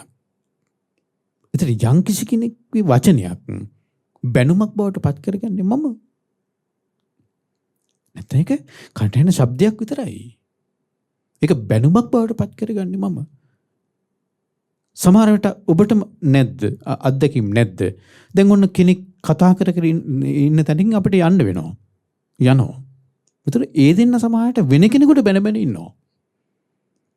වෙන කෙනෙකුට බැන බැන ඉන්නවා. වෙන කෙනෙකුට අඩුවක් කතා කර කර වෙන කෙනෙකුට දොස් කිය ඉන්නවා. සමහරට ඒ ඔබ දැන් එතන යනකොට ඔබට ඇහෙනවා අර වෙන කෙනෙකුට බැන බැන ඉන්නවා. මේ නම කියන්නේ නැතුව වෙන කෙනෙකුට බැන බැන ඉන්නවා සමහරට අර දෙන්න. ඒතර ඔබට හිතිලා නැද්ද? හිතිච්ච අවස්ථා නැද්ද? අහවල් කට්ටිය මට දන්නේ නැහැ බැන්නේ. උම්මට බැන්නා. ඒතර ඇත්තටම ඔබේ කනට ශබ්ද වැදුනට ඒක ඔබට බැනපු එකක් නෙවෙයි. ඒතර ඔබට බැනපු එකක් බවට පත් කරගත්තේ කවුද? තමන්. ඔබ. එහෙනම් කනට ඇහෙන ශබ්දයේ බැනුමක් බවට පත් කරගන්නේ මම. නින්දාවක් බවට පත් කරගන්නේ මම. නැත්නම් කනට ඇහෙන ශබ්ද, ඒ ශබ්දය ස්පර්ශ ප්‍රත්‍යයෙන් හටගන්නේ. ස්පර්ශ ප්‍රත්‍යයෙන්. එතකොට ඒක ස්පර්ශ නැතිව යනවා. ඒක අත්හැරලා දාන්න පුළුවන්. මේකට මේ ඒක අර ගොඩක් ධර්මයේ පැත්තට ගිහිල්ලා ඒක ධර්මයේ පුරුදු කරනකොට තමයි මේ දේවල් පුරුදු වෙන්නේ. ධර්මයේ පුරුදු කරනකොට මේ දේවල් පුරුදු වෙන්නේ. හරි. දුරුත්තානං දුරාගතානං වචනපතානං uppannānaṁ sārīrikānaṁ vedanānaṁ tippānaṁ karānaṁ katukānaṁ asātānaṁ pānahārānaṁ. ශරීරයේ උපන් වේදනා තියෙනවා. උපදින වේදනා තියෙනවා. uppannānaṁ sārīrikānaṁ vedanānaṁ tippānaṁ තියුණු කටුකානං කටුක වූ කරානං කර්කස වූ. හරි. ඊයින් පස්සේ තිප්පානං කරානං කටුකන අසාතානං අමිහිරි වූ. සාත කියන්නේ මිහිරි. අසාත කියන්නේ අමිහිරි. අමිහිරි වූ අසාතාන. පානහරාණං පන්න යන්න තරම් වූ. මේ ශරීරයේ හටගන්න වේදනා තියෙනවා කියන පන්න යන්න තරම් වූ වේදනා. තරම් දරුණු කටුක තියුණු කර්කස අමිහිරි පන්න යන තරම් වූ දරුණු වේදනා තියෙනවා කියනවා. ඒවා ඉවසීමෙන් ප්‍රහාණය කරන්න කියනවා. ඉවසීමෙන් ප්‍රහාණය කරන්න කියනවා. සබ්බාස සූත්‍රයේ තියෙන්නේ. ඒ සබ්බාස සූත්‍රය ඔබ කියවලා බලන්න. අපි ඉස්සරහට කරන්න බලාපොරොත්තු වෙන සබ්බාස සූත්‍රය. මේ විදර්ශනා දේශනාව යටතේ. දේශනා මාලාව යටතේ. ඒතර සබ්බාස සූත්‍රයේ අවසානයේ තියෙනවා ඒ ක්‍රමවලින් මේ ප්‍රහාණය කරන ආශ්‍රව ගැන බුදුරජාණන් දේශනා කරන්නේ. බුදුරජාණන් දේශනා කරනවා ඒ ක්‍රමවලින් ප්‍රහාණය කරන ආශ්‍රව වෙනත් ක්‍රමයකට ප්‍රහාණය කරන්න බෑ කියලා. ඉවසීමෙන් ප්‍රහාණය කළ යුතුයි කියලා තියෙන ආශ්‍රව මගහැරීමෙන් ප්‍රහාණය කරන්න බෑ. පරිවර්ජණයෙන් ප්‍රහාණය කරන්න බෑ. මගහැරීමෙන්. දුරු කිරීමෙන් ප්‍රහාණය කරන්න බෑ. හරි? ඉවසීමෙන් ප්‍රහාණය කළා අත ඉවසීමෙන්ම ප්‍රහාණය කරන්න ඕනේ. අපි කරන්නේ සීතල එනකොට මගහැරලා යනවා. මෙහෙ ඉන්න බෑ වෙන පැත්තකට යන්න ඕනේ කියලා. උෂ්ණ එනකොට අපි කරන්නේ ඉවසීමෙන් ප්‍රහාණය කරනවා නෙවෙයි. අදිවාසීනෙන් ප්‍රහාණය කරනවා නෙවෙයි. එහෙනම් මගහැරීමෙන් ප්‍රහාණය කරන්න යනවා. මෙහෙ ඉන්න බෑ සීතල වැඩි කියලා උෂ්ණ පැත්තකට යනවා. මෙහෙ ඉන්න බෑ උෂ්ණ වැඩි කියලා සීතල පැත්තකට යනවා. මෙහෙ ඉන්න බෑ කෑම හොදට හම්බෙන්නේ නැහැ කියලා කෑම හොදට හම්බෙන්න පැත්තකට යනවා. අපි ආශ්‍රයෙත් අරගෙන තමයි අපි යන්නේ. සමහරට ආශ්‍රය වඩ යන්නේ වැඩිනවා. ඒක නිසා පින්වත්නි එහෙනම් ඔබ හොඳට බලන්න. ඒතර බඩගින්න කියන එක ඉවසීමෙන් ප්‍රහාණය කරන ආශ්‍රවයක්. බලන්නකො ධම්මදය සූත්‍රයේ අර බුදුරජාණන් දේශනා කළේ මහණනි මම වර්ණනා කරන්නේ දෙවෙනි භික්ෂුවයි කියලා. ඒතර දෙවෙනි භික්ෂුන් වහන්සේ කල්පනා කළේ කොහොමද? පළවෙනි භික්ෂුන් වහන්සේ කල්පනා කළා බුදුරජාණන් වහන්සේ වළඳන්නේ කියලා අපි වළඳලා මේ බඩගින්න දුරු කරගන්නවා. දෙවෙනි භික්ෂුව කල්පනා කරනවා බුදුරජාණන් වහන්සේ වළඳන්නේ කියලා තමයි. හැබැයි බුදුරජාණන් වහන්සේ දේශනා කළා තිනවා ආමිෂී දායාද කරගන්න එපා ධර්මයේ දායාද කරගන්න කියලා. ඒ භික්ෂුව කල්පනා කරනවා මම මේක ඉවසලා මේ බඩගින්න මම ඉවසලා බඩගින්න නැතුවද බඩගින්න තියෙනවා. කෑමත් නැතුවද කෑමත් තියෙනවා. බුදුරජාණන් වහන්සේ කැමතින වළඳන්න කියන්නේ නැද්ද? වළඳන්නත් කියනවා. ඒ විතරනේ තවත් බුදුරජාණන් වහන්සේ දේශනා කරනවා මේ දානි මේ තියෙනවා මේක ඔබලා වැළඳුවේ නැත්නම් මේක විසිකරන්න වෙනවා කියලා. එහෙමත් කියනවා. එහෙමත් කියලා අර භික්ෂුව කල්පනා කරනවා මම දානි වළඳන්නේ නැතුව ධර්මයේ පුරුදු කරනවා කියලා. ධර්මයේ පුරුදු කරනවා කියන්නේ මොකද්ද? ඉවසීමෙන් ඒ බඩගින්න ඒ ඉවසීමෙන් ඒ ආශ්‍රවය ප්‍රහාණය කරන්න වීරිය කරනවා. ධර්මයේ පුරුදු කරනවා. ධර්මයේ දායාද කරගන්නවා. ධම්මදායාදෝ භික්ඛවේ විහෙරත මා ආමිෂ දායාදා. මහනි ධර්මයේ දායාද කරන වාසය කරන්න ආමිෂේ දායාද කරන වාසය කරන්න එපා. නේ හොඳට බලන්නකො එතකොට අපිට කොච්චර දේවල් හිතන්න තියෙනවද කියලා. ඔය මං කිව්වේ පිණ්ඩපාතය ගැන. සේනාසනය ගැන. සේනාසනත් ඒ වගේ. සේනාසනයේදී බුදුරජාණන් වහන්සේ ගොඩාක් දේවල් භික්ෂුන් වහන්සේලා දේශනා කරලා තියෙනවා. සේනාසන පරිහරණය කරනකොට. හරි. ඒතර සේනාසනයේට දැන් අපිට පුළුවනි දැන් කියන්නේ සේනාසන කුටියක් වුමනයි නම් භික්ෂුන් වහන්සේ නමකට කුටියක් වුමනයි නම් ගිහි කෙනෙකුට කියලා කුටියක් ඒ භික්ෂුන් වහන්සේ විසින්ම හදවන්න පුළුවනි. හරි හදවන්න පුළුවනි. ඒ හදවනකොට භික්ෂුන් වහන්සේට මේ තනියම ඕන විදිහට හදන්න බෑ.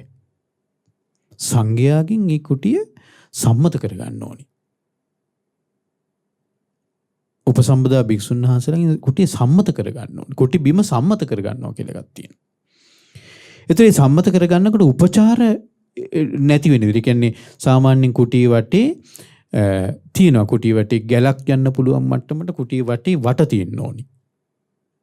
හරි. ඊට පස්සේ කුටිය විශාලත්වය පවා තියෙනවා. ඊට පස්සේ හුඹහක් මැදලා තියෙන තැනක මේ හුඹහ අයින් කරලා කුටිය හදන්න බෑ. මේ වගේ තියෙනවා. යම් මේ නීති රීති. එතකොට ඒ භික්ෂුන් වහන්සේ නමකට දැන් මේ ගිහි කෙනෙක් ලව්වා ගිහිනෙකුට කියලා කුටියක් හදව ගන්නවා නම් ඒක එතකොට ඒකට අර Tamanට ඕන විදිහට මම මෙහෙමත් තිබුණොත් හොඳයි මෙහෙමත් තිබුණොත් හොඳයි මෙතනින් තව වහල කෑල්ලක් ඉස්සරහට ගත්තොත් හොඳයි මෙතන මේ සයිස් එකට තිබුණොත් හොඳයි එහෙම බෑ භික්ෂුන් වහන්සේලාට කුටි හදන්න කුටි හදා ගන්න. හරි. එතකොට ඒ කුටි බිම සම්මත කරගන්න භික්ෂුන් කැඳවිය යුත්තේය. කැඳවන්න ඕනේ භික්ෂුන් හතර කැඳවලා කුටිම සම්මත කරගන්න ඕනේ. හැබැයි ගිහි කෙනෙක් නම් හදලා දෙන්නේ. ගිහි කෙනෙක් නම් හදලා දෙන්නේ අපිට අර සම්මත කිරීමක් කියන එකක් වුණා වෙන්නේ නැහැ. හැබැයි ගිහි කෙනා හදලා දෙද්දී අපිට ගිහි කෙනාට අපිට නොකිව යුතුයි. දැන් ගිහි කෙනාට කරන්න පුළුවන් නේ කුටිය හදද්දී ගිහි කෙනාට පුළුවන් නේ ඒ කුටිය යම් ප්‍රමාණයකට හදලා ඒකට පොල් පරාල ගහලා ඊට පස්සේ උළු ටිකක් සෙවිලි කරලා දෙන්න නම් එහෙම නැත්නම් මේ කුටියෙන් එළියේ ටොයිලට් එකක් හදලා ඉවරලා ඒකට මේ පෝච්චියක් හයි කරලා එහෙම නැත්නම් මේ කොමඩ්ඩයක් හයි කරලා දෙන්නම් අපි ඒකෙන් සෑහීමටපත් වෙනවා. සෑහීමටපත් වෙ යුතුයි. ඒ ගිහි කෙනාට පුළුවන් විදියට කුටියක් හදලා දෙනවා. ඒක අපි වාසය කරනවා. වැඩ ඉන්නවා. ගිහි කෙනෙක් නම් හදන්නේ ඒ ගිහි කෙනාට අපි නොකිය යුතුයි. ඒ කුටිය හදන්න දැන් ගිහි කෙනා කුටිය හදන්න පටන් ගන්නවා. අපි කියන්න හොඳ නැහැ. ඔකට අනිවාර්යෙන් අහවල් જાතිය ටයිල් අල්ලන්න ඕනි. වැරදි. අපි නොකිය යුතුයි ඔය කුටියේ මෙහෙම මෙච්චර ලොකුට හදන්න ඕනේ. අපි නොකිය යුතුයි. ඔය කුටියට මේ විදිහේ ජනල් දොරවල් මේ දොරේ දාන්න ඕනේ. මේ වටනාකබේ දොරේ දාන්න ඕනේ. අපි නොකිය යුතුයි. බාත්රූම් එකට මේ විදිහේ ටයිල් අල්ලන්න ඕනි. මෙන්න මේ අයිටම් තියෙන්න ඕනි. අපි නොකිය යුතුයි. ගිහි කෙනාට පුළුවන් යම් ප්‍රමාණයකද ඒ ප්‍රමාණයට හදන්න දෙන්න ඕනේ. අපි එකෙන් සෑහීමටපත් වෙන්න ඕනේ. භික්ෂුන් වහන්සේ සෑහීමටපත් වෙන්න ඕනේ. ඒක තමයි නිවැරදිම ක්‍රමය. නිවැරදිම ක්‍රමය ඒක. කුටිසේන දැන් සාරිපුත්ත මහරහතන් අපිට අමයි දච්චිවි අපිට ආදර්ශයට ගන්න කිව්වේ සාරිපුත්ත මහරහතන් වහන්සේ. සාරිපුත්ත මහරහතන් වහන්සේ දේශනා කරන මේ භාවනාවට වාඩි වුණාට පස්සේ ධනිස් දෙක තෙමෙන්නේ නැත්තම් ධනිස් දෙක නම කකුල් දෙක නමා ගත්තට පස්සේ ධනිස් දෙක තෙමෙන්නේ නැත්තම් ඒකත් මට කුටියකට ප්‍රමාණවත්. මම කියන්නේ මේ ස්වාමීන් වහන්සේලා මේ තල්ලත්තක් මේ උඩට මේ හිවිලි කරගෙන ඉන්න කෙනෙක් නෙවෙයි. ධනිස් දෙක තෙමෙන්නේ නැත්තම් ඒක ප්‍රමාණවත් කියලා. එතන ඉන්න කෙනෙක් නෙවෙයි මම කියන්නේ. දැන් සාරිපුත්ත මහරහතන් දේශනා කළේ ඒක අර තේර ගත්තාවේ ඒකත් ප්‍රමාණවත් කියලා. අපි ඒ ස්වාමීන් වහන්සේලා කුටිසේනාසල වැඩ හිටියා. නමුත් අපි දැන් අර වගේ දෙයක් සාරිපුත්ත මහරහතන් වහන්සේ දේශනා කරන්නේ ඇයි? මේකත් ප්‍රමාණවත්. ඊට වඩා හම්බ වෙනවා. හැබැයි මේකත් ප්‍රමාණවත්. එහෙනම් අපිට කුටියක් වෙනුවෙන් සේනාසනයක් වෙනුවෙන් කුටි සේනාසන වෙනුවෙන් අපි ආජීවය අපිරිසුදු කරගත යුතු නැහැ කියන එකයි. ආජීවය අපිරිසුදු කරගත යුතු නැහැ. කුටි සේනාසන වෙනුවෙන්.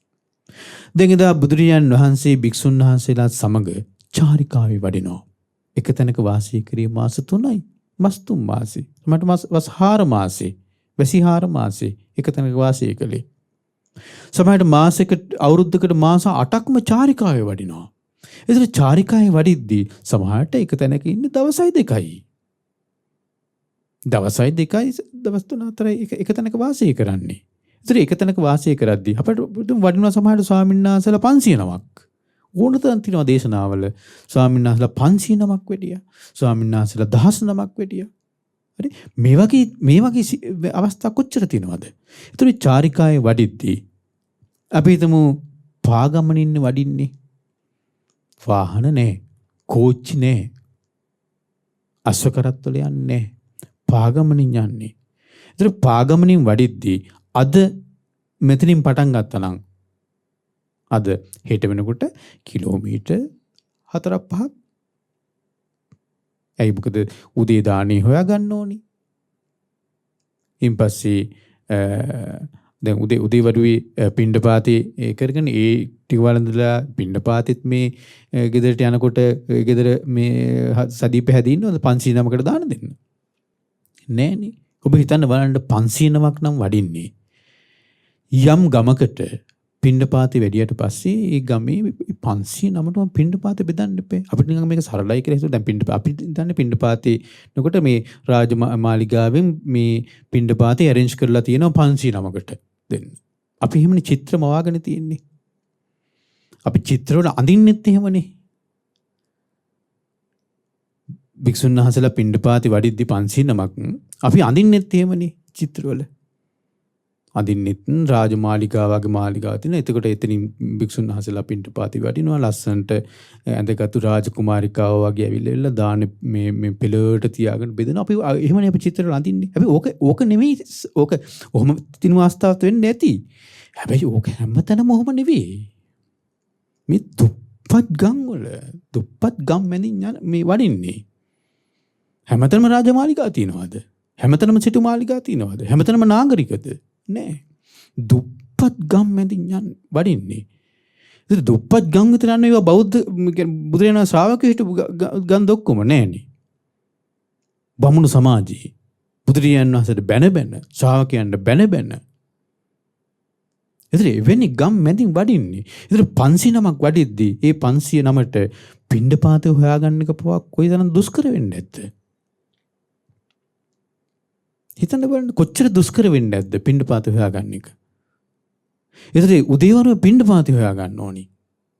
ඊට පස්සේ ඒක කොහරි වළඳලා ඊට පස්සේ ඔන්න ආය චාරිකාවේ වඩිනවා. චාරිකාවේ වඩිනකොට ඔබ හිතා ගන්න පුළුවන් නේද දවසට කොච්චර දුරක් යන්න පුළුවන් කියලා. වඩින්න පුළුවන් කියලා. මේ ඉරිදීන්නේ වඩින්නේ. පාගමනින්. හරි ඉරිදීන් වැඩි අවස්ථා තියෙනවා. ඒවනේ මම කියන්නේ. මේ පාගමනින් වඩින චාරිකා. පුරිත චාරිකා, අතුරිත චාරිකා මෙහෙම තියෙනවනේ.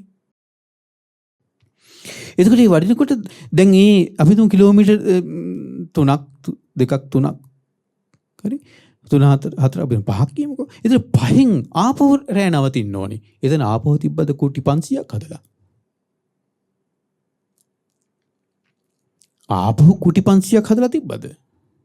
509කට. මෙතන කිලෝමීටර් 5ක් මෙහෙන් කුටි 500, තව කිලෝමීටර් 5ක් එහෙන් ආයතු කුටි 500යි. ඊට පස්සේ ඊළඟ දවසේ වඩනකොට ආය කිලෝමීටර් 5ක් එහෙන් ආය කුටි 500යි. ඔහොම හදලා තිබ්බද? එහෙම නැහැ. අර වස් කාලේ වස් 3 මාසය හෝ 4 මාසයේ එකතන වාසය කරද්දී ඔන්න කුටි හදලා තිබුණා. ඒවත් හැදුවේ වස් සමාදන් වෙන්න භික්ෂුන් වහන්සේලා කොහෙට හරි වැඩියට පස්සේ ගම් වල උදවිය කියනවා ස්වාමීනි අපි සානහට උපස්ථාන කරන්නම් මේ වැඩ වාසය කරන්න. එතකොට මේ හොඳ මේ මාලිගාවයි කුටි හදලා පූජා කරන්නේ නැහැ. කැඩෙට ගිහිල්ලා ওই ලී ටිකක් කපාන ඇවිල්ලා ඊට පස්සේ මොනවා හරි කොළාතු ටිකක් සෙවිලි කරලා ඔය මේ ඇඳට මේ මැස්සක් වයගලා මේකට කොළාතු ටිකක් දාලා සමහර විට ඒකට රෙද්දක් කියලා මේ පූජා කළා. නමුත් අපි අඳිනකොට අඳින්නේ මේ කුටි නෙවෙයිනේ. චිත්‍ර වලට අඳින්නේ. එතකොට අපිට මැවෙන්නේ චිත්‍රය වෙන එකක්. හැබැයි සාමාන්‍ය ඔබ කල්පනා කරලා බලන්නකෝ. අපි සාමාන්‍යයෙන් හදන්නේ කුටියක් කිව්වහම සවැත් නුවර ජේතවනාරාමේ දැන් යනකොට ඔන්න තියෙනවා සාරිපුත්ත කුටිය, මොග්ගල්ලාන කුටිය, ආනන්ද කුටිය, බක්කුල කුටිය. මෙහෙම තියෙනවා කුටි වෙන් කළා. භාග්‍යතුන් වහන්සේ ගන්ධ කුටිය. හරි. සවැත් ජේතවනාරාමේ තියෙන්නේ ඒත් සමහර විට භාග්‍යතුන් වහන්සේ ගන්ධ කුටියේ තියෙන්නේ නැති. භාග්‍යතුන් වහන්සේ ගන්ධ කුටිය ළඟින්ම ආනන්ද ස්වාමීන් වහන්සේ කුටියක වැඩින්න ඇති. අනිත් ස්වාමීන් වහන්සේට වෙන් වෙච්ච කුටි තිබුණා කියලා අපිට ඉස්තර වශයෙන් කියන්න අමාරුයි. අපි සවැත් නුවර ජේතවනාරාමයට වෙලා සාරිපුත්ත කුටිය, මොග්ගල්ලාන කුටිය මෙහෙම තිබුණාට තියෙන්න ඇති දැන් සාරිපුත්ත මහ රහතන් වහන්සේ වෙලා ඒ පිළිවෙල අනුව ඉන්න කුටි තියෙන්නේ නැති. නමුත් ඒක සාරිපුත්ත මහ රහතන් වහන්සේ කුටිය කියලා වෙන් කරලා වෙලා කුටියක් තිබුණා කියලා අපිට හිතන්න අමාරුයි. ඊට පස්සේ මේ කුටියේ මොග්ගල්ලාන මහ රහතන් වහන්සේමයි වැඩි ඉන්නේ. ඒක මොග්ගල්ලාන කුටිය කියලා නම් කරලා මේ වෙන කෙනෙකුට දෙන්නද එහෙම කුටි තිබුණා කියලා අපිට හිතන්න අමාරුයි. එවැනි අපි සාමාන්‍ය අපි වර්තමාන මේ සමාජ ක්‍රමයන් හිතන විදිහ ඊට වඩා හාත්පසින් වෙනස්. එතකොට අන්නේ විදිහට වඩිද්දී අපිට හිතා ගන්න පුළුවන් එතකොට මේ ස්වාමීන් වහන්සේලා කුටි සේනාසන කොයි විදිහේ තියෙන්නේ නැත්ද කියන. චාරිකාවේ වඩිනකොට ඔය කොහේ හරි කැලේ සමහරට ගහක් මුල සමහර විට ගල් ලෙනක හරි සමහර විට ඔය මේ මිනිස්සුම සමහර අවස්ථාවලදී මේ හදලා දෙන මේ සමහරට ඔය ලීක් ටිකක් හිටවලා උඩින් මැස්සක් වගේ දාලා එහෙම මැස් මේ පොඩි අතු ටිකක් දාලා හදලා දෙනවා ඇති. මෙහෙම නෙති. මොකද මේකේ ඉන්නේ නැහැ. චාරිකාවේ වඩිනවා. ඉන්දියාවේ සාමාන්‍යයෙන් වර්ෂා කාලයේ තමයි එක දිගට වහින්නේ. අනිත් කාලවලට බොහෝ කාලයක් තියෙන්නේ වැස්ස අඩු. ඒ කාලවලත් වැස්ස අඩුයි කියලාකොට වැස්ස වහින්නේම නැතුව තියෙනවා නෙවෙයි. වහිනවා. તો සමහරට ගස් මුල සමහර රැලි වෙනකන් තිබෙනවත් ඇති භික්ෂුන් වහන්සේලා. ඒතර එවැනි තත්ත්වයක් තිබුණේ. ඒතර ඒවම තමයි භික්ෂුන් වහන්සේලාට නිවන් මඟට උපකාර වුණෙත්. හරි නිවන් මඟට උපකාර වුණෙත් ඒවමයි. සේනාසන. හරි. ඒතර සේනාසන සඳහා සේනාසන වෙනුවෙන් භික්ෂුන් වහන්සේලාට ආජීවය අපිරිසුදු කරගන්න බුදුරජාණන් වහන්සේ අවස්ථාවක් දීලා නැහැ. ඇයි ඒ බුදුරජාණන් දේශනා කරලා තිබෙනවා රුක්කමූල සේනාසනං නිස්සාය පබ්බච්චා. ගස්මුල වාසය කිරීම පිණිස තමයි කෙනෙක් ශාසනීය පැවිදි විය යුත්තේ. රුක්කමූල සේනාසනං නිස්සාය පබ්බච්චා. හරි ගහක් මුල වාසය කරන්නයි පැවිදි වෙන්න වෙන්නේ. කුටි හදලා දෙන්න පුළුවන්. ඒක අමතර දෙයක්. ඒක ගහක් මුල වාසය කරන්න පැමිණිය යුත්තේ. අපේක්ෂාව මොකද්ද? කුටියක් නැත්තම් කුටියක් හොයන්න සීලිය අපිරිසුදු කරගන්නේ නැහැ. ගහක් මුල වැඩ ඉන්නවා. රුක්ක මූල සේනාසනං නිස්සය පබ්බච්චා. හරි. එතකොට මම ඔබට මේ කියන්නේ මේ දැන් අපි දැන් වර්තමානයේ අපි කියන්නේ මේ නිවන් මඟ දියුණු කරගන්නම අමාරු වෙලා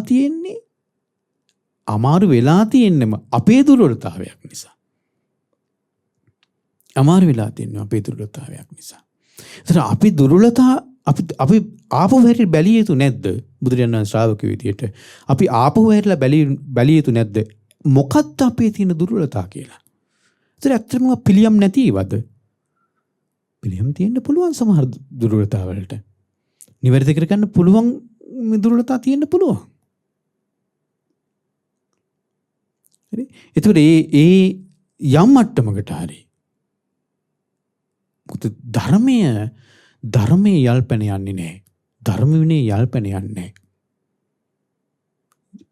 ධර්ම විනය යල්පැන යනවා නම් ඒ ධර්ම විනය සන්දිට්ඨික අකාලික ඉහිපස්සික ඕපනයික ස්වාක්ඛාත ගුණයන්ගෙන් යුක්ත වෙන්නේ නැහැ. ධර්ම විනය යල්පැන යන්නේ අපේ දුර්වලතා අපි ආපහු හැරිලා බැලුවොත් එimhe අපේ නිවන් අවබෝධය නම් අපේ මූලික අරමුණ. ඒතර අපි ආපහු බැලිය යුතුයි කියලා මට හිතෙනවා. බැලෙන්න පුළුවන් වෙන්න ඕනේ. මොකක්ද අපේ දුර්වලතා? ඒව අපිට හදාගන්න බැරිද කියලා. හරි. ඊළඟට පින්වත්නි ගිලානප්පත්ති ගිලම්පස කියලා කියන බෙහෙත් අතීතයේ බෙහෙත් තිබුණේ පූති මුත්තු බේසච්චේ. වර්තමානයේ ඒ දේවල් හදාගන්න දන්න කෙනෙක් හරියට නැහැ. ඒකෙන් අදහස් කරන්නේ බෙහෙත් ගන්න එපා කියන එක නෙමෙයි. බෙහෙත් ගන්න. හැබැයි ඒ බෙහෙත් අපි දන්නේ නැහැ. අපිට මේ තියෙන පහසුකම් මේ තියෙන බෙහෙත් මේවා අපිට දිගටම තියෙවි කියලා. අපි දැන් වර්තමානයේ පවා සමහර බෙහෙත් හොයාගන්න නැහැ. බෙහෙත් හොයාගන්න නැහැ. අපිට ඉස්සරහට සමහරට අපිට නැති වෙන්න පුළුවන්. හරි. එතකොට අපි ඒ නිසා කිලිස් උපදවා ගන්න එක එහෙම නැත්නම් ඒ වස්යන් අපි ආජීවය අපිරිසුදු කරගන්න එක නොවිය යුතුයි. ඒ භික්ෂුන් වහන්සේලාගේ ආජීව පාරිශුද්ධිය සම්බන්ධයෙන්. ගිහි ඔබත් පින්වත්නි ඔබටත් තියෙනවා ආජීවය පිරිසුදු කර ගැනීමක්. ඔය භික්ෂුන් වහන්සේලාගේ කියපු කාරණා ඔබටත් අදාළයි. මම භික්ෂුන් වහන්සේලාට මේ දේශනා කළාට මේ මට්ටමින් නැති වුණාට ඔබටත් අදාළයි. චීවර සම්බන්ධයකට ඔබට බුදුරයන් වහන්සේ දේශනා කළා නෑ මේ පාංශකෝල චීවරය දරන්න කියලා. පාංශකෝල රෙදි කැලේ ඉරගෙන මේ ඇඳුම් මහ ගන්න කියලා. ඒක භික්ෂුන් වහන්සේලාට. ඔබ සමහරට ඒක කරන්න යන්න එපා. හරි. ඔබ අඳුනගන්න ඔබ ගිහි කියලා. ඔබ තැන් වල මේ වැටිච්ච මේ රෙදි කෑලි භික්ෂුන් වහන්සේලාට බුදුරජාණන් වහන්සේ මේ දේශනා කරලා තිනවා මේ තැන් වල වැටිච්ච රෙදි කෑලි අරගෙන මහගන්න කියලා කුණු ගොඩවල් වල තියෙන මේ ඒ නිසා අපිත් එහෙම කරමු කියලා ඔබ එහෙම කරන්න යන්න ඔබ ගිහි කෙනෙක්. හරි. ඊට පස්සේ බුදුරජාණන් වහන්සේ දේශනා කරන අලුත් රෙදි කෑලි අරගෙන ඒවා කෑලි කෑලි වලට කපලා වෙලා මහගන්න කියලා භික්ෂුන් වහන්සේ අපිත් එහෙනම් මේවා අපිලි වලට කපලා වෙලා මහගමු නෑ. එහෙම දෙයක් බුදුරජාණන් වහන්සේ ගිහි කෙනාට දේශනා කළා නෑ. භික්ෂුන් වහන්සේලා චීවරේ මේ පඬු පවාගෙන දුර්වර්ණ කරගන්න කියලා තියෙනවා. අපිත් එහෙනම් දුර්වර්ණ කරගමු. එහෙම දෙයක් බුදුරජාණන් වහන්සේ ගිහි කෙනාට දේශනා කළා නෑ. ඔබගේ මට්ටමින් ඔබ හිතන්න. ඔබගේ මට්ටමින් ඔබ හිතන්න මේ ඇඳුම් පැළඳුම් මේ දේවල් ගත්තොත් මේවා නිසා මගේ ජීවිතේවම සීලය අපිරිසුදු කරගන්නවද? සීලය අපිරිසුදු වෙනවද මගේ මේ ඇඳුම් නිසා? නැත්නම් gedara නිසා gedara හදාගන්න මං සීලය අපිරිසුදු කරගන්නවද? ඔබ හිතන්නේ ඒවා ඒ පැත්තෙන් මේ සීලය සම්බන්ධයෙන් කතා කරන්නේ. ඊට පස්සේ ආහාර සොයාගන්න මං සීලය අපිරිසුදු කරගන්නවද? ඔබ ඒකෙන් වළකින්න. සීලය අපිරිසුදු කර ගැනීමෙන් වළකින්න. එහෙම නැත්නම් බුදුරජාණන් වහන්සේ ආහාර හොයාගන්න මේ පිණ්ඩපාත භික්ෂුන් වහන්සේ අපිත් ගියක් ගන්න හිකාගෙන ඒක නිද්දහල වේතු කාරණාවක්. ගිහි කෙනෙකුට ගියක් ගන්න හිඟා කන්න කියලා බුදුරජාණන් වහන්සේ දේශනා කළේ නැහැ. ඔබ යමක් සොයාගත යුතුයි, උපදවා ගත යුතුයි. ඒ අතරේ ඔබේ ආජීවය පිරිසුදු කරන ඔබ බුදුරජාණන් වහන්සේ මේ දේවල් කරන්න එපා කියලා අපිට දේශනා කළා තියෙනවා. මේ දේවල් ඔබ රැකියාවක් කරනවා කියන්නේ ඒ රැකියාව ඔබ අවංකව කරන්න. ඔබ වැටුපක් ගන්නවා නම් ඒ වැටුපට සරිලන සේවාවක් ඔබෙන් සිදු වෙනවාද කියලා බලන්න. ආජීවය පිරිසුදුයි. ඔබ වෙළඳාමක් කරනවා නම් ඒ වෙළඳාම ධාර්මිකද කියලා බලන්න. ආජීවය පිරිසුදුයි. ඔබ ගොවිතැනක් කරනවා නම් ඒ ගොවිතැන ධාර්මිකද කියලා බලන්න.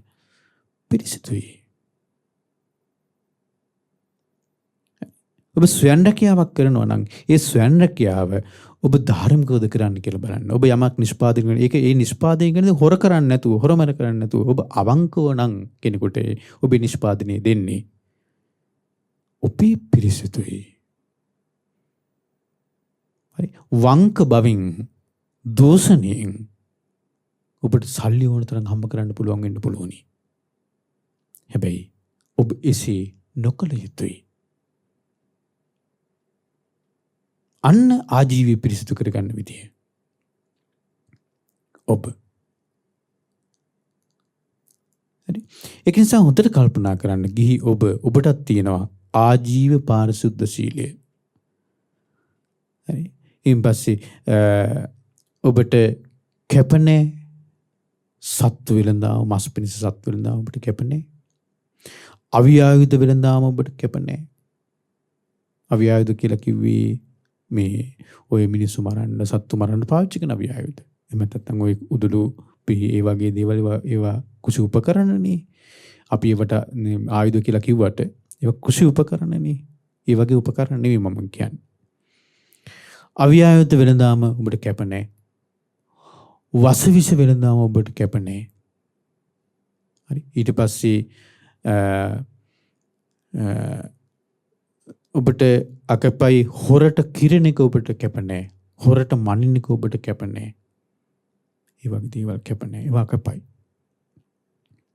ඊට පස්සේ සමහරට වහල් වෙලඳාම ඔබට කැපනේ. මිනිස්සු වෙලඳාම් කරනවා. වහල්ලු විදිහට. ඒවා ඔබට කැපනේ. ඒ දේවල් නොකළ යුතුයි. හරි. ඉතින් ඒක නිසා පින්වත්නි හොඳට තේරුම් ගන්න ඔබට තියෙනවා ආජීවය පිරිසුදු කර ගැනීම කියලා එකක්.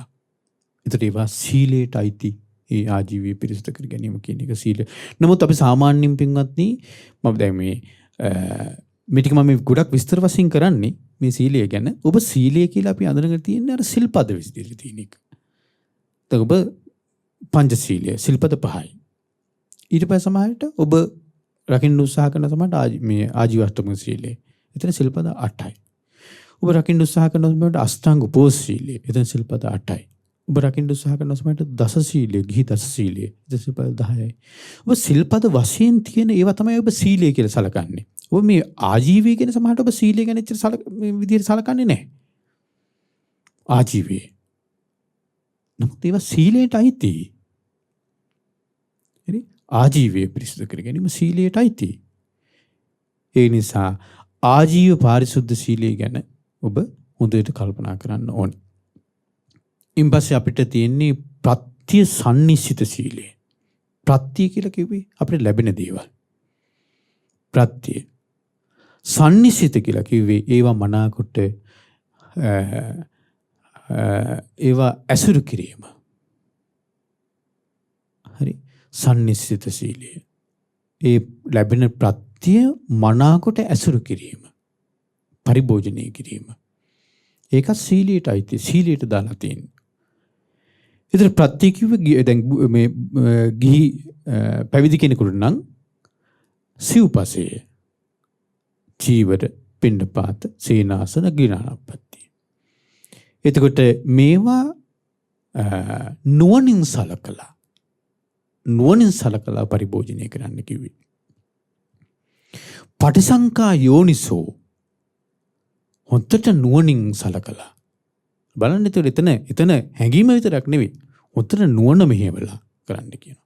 නුවණ මෙහෙව්වේ නැත්තම්, නුවණින් සැලකුවේ නැත්තම් ඇත්තටම මේ කරන්න බෑ.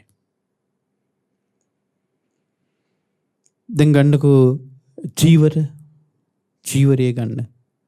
පටිසංකා යෝනිසෝ චීවරම් පටිසේවාමි. යාවදේව සීතස්ස පටිඝාතාය උන්නස්ස පටිඝාතාය දංස මකස වාතාතප සිරින්සප සම්පස්සානම් පටිඝාතාය. ඉන් පස්සේ යාවදේව හිරිකෝපීන පටිච්ඡාදනත්තං. ඔය තමයි සිවුරු ප්‍රතිවීක්ෂාව. පටිසංකා යෝනිසෝ චීවරම් පටිසේවාමි. භික්ෂුවක් කල්පනා කරනවා මම මේ චීවරය සිවුර පරිහරණය කරනවා. පටිසේවාමි. ඒ කුමක් උදෙසාද? යාවදේව සීතස්ස පටිඝාතාය.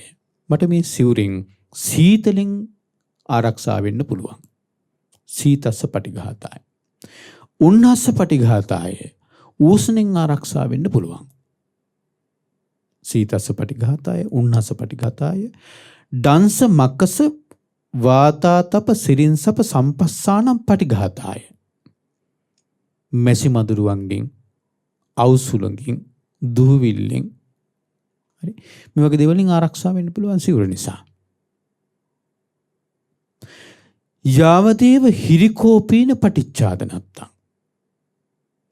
ලජ්ජා සහගත යුතු තැන් තියෙන වසාගත යුතු තැන් වසා ගන්න. අන්නේ ස්ථාන වසා ගන්න පුළුවන්. හරි. ඔච්චරයි චීවරේ පෙරවීමේ අරමුණ. බුදුරජාණන් දේශනා නොච්චරයි. මොකද්ද? සීතස්ස පටිඝාතාය, සීතලෙන් ආරක්ෂාව. උන්නස්ස පටිඝාතාය, උෂ්ණෙන් ආරක්ෂාව.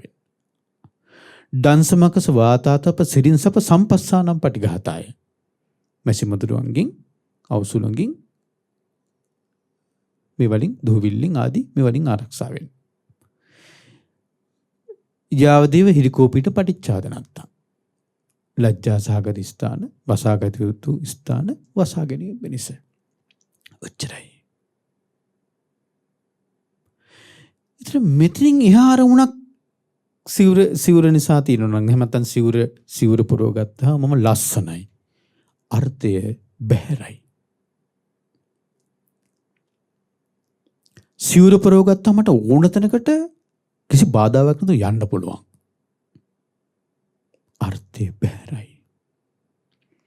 සිවුර පුරව ගත්තට පස්සේ මට ඕන දෙයක් කරන්න පුළුවන්. බැහැරයි.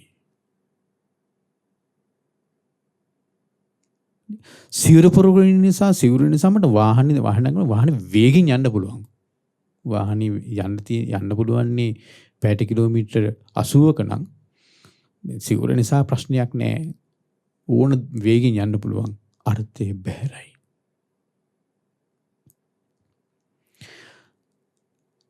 සිවුර පුරව ගත්තට පස්සේ හොඳට කන්න බොන්න හම්බ වෙනවා. අර්ථය බැහැරයි. සිවුරෙන් තියෙන අන්න අර ටික මොකද්ද ඉස්සලා කිව්වේ? ඒ ටික.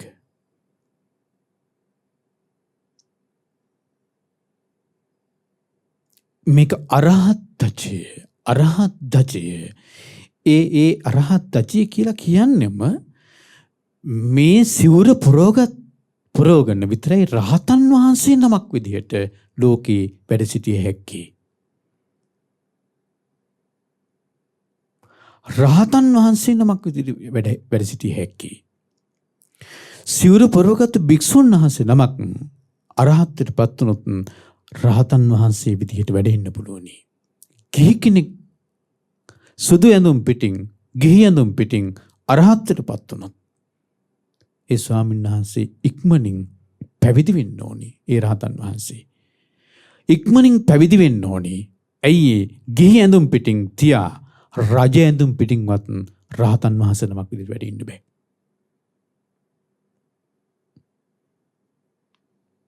රජ ඇඳුම් පිටින්වත් රහතන් වහන්සේ නමක් විදිහට වැඩ ඉන්න බෑ. ඉක්මනින් ගිහි ඇඳුම් රජ ඇඳුම් අයින් කරලා පැවිදි වෙන්න ඕනි. අන්න රහතන් වහන්සේ නමක් විදිහට වැඩ ඉන්න පුළුවන් ලෝකෙ. එහෙමත් නැත්නම් ඒ ගිහි කෙනා පිරිනුවම් පාන්න ඕනි.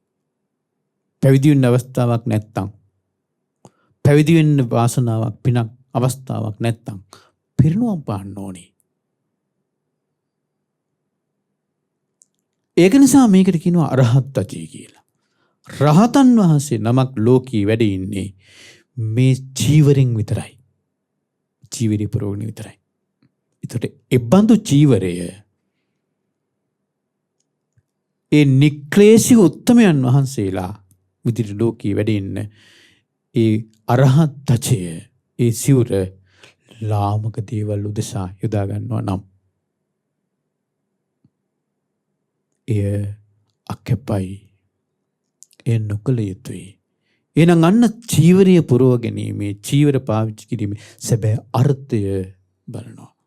ඒකට හැම වෙලාවෙම බුදුරජාණන් වහන්සේ දේශනා කරනවා චීවරයක් පාවිච්චි කර චීවරය පුරවද්දී මේ විදිහට ප්‍රතිවීක්ෂා කරන්න.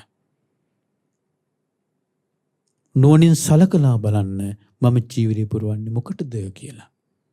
නුවණින් සලක බලන එක සීලයට දැම්මේ බුදුරජාණන් වහන්සේ.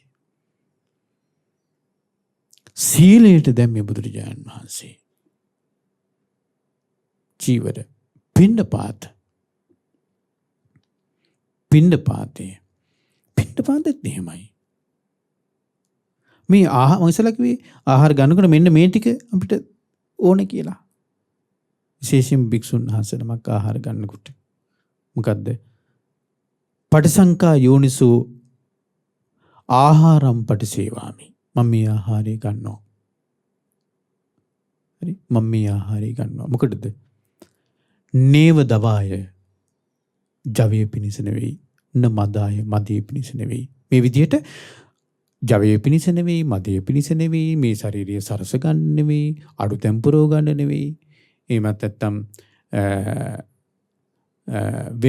වෙනත් වූ ලාභ ප්‍රයෝජනෙ පිණිස නෙවෙයි. ශක්තිය වඩා ගන්න ඒ පිණිස නෙවෙයි. මොකටද එහෙනම්? පැරණි බඩගිනි වේදනා නැති කරගන්න. අලුත් බඩගිනි වේදනා නූපදව ගන්න. මේ ජීවිත යාත්‍රාව පවත්ව ගැනීම පිණිස විතරයි. මේ ජීවිත යාත්‍රාව ගිහි කෙනෙක් වේවා පැවිදි කෙනෙක් වේවා ආහාර ගැනීමේ අර්ථයක. ගිහි පැවිදි ભેදයකින් තොරව ආහාර ගැනීමේ අර්ථයක. එතකොට මේ ඒ විදිහට පින්වත්නි, එතකොට මේ පිණ්ඩපාතේ ආහාරය ගැනීමේ අර්ථය හොඳට තේරුම් කරගන්න. අපි මේක තව අපිට ඉස්සරහට කතා කරන්න තියෙනවා.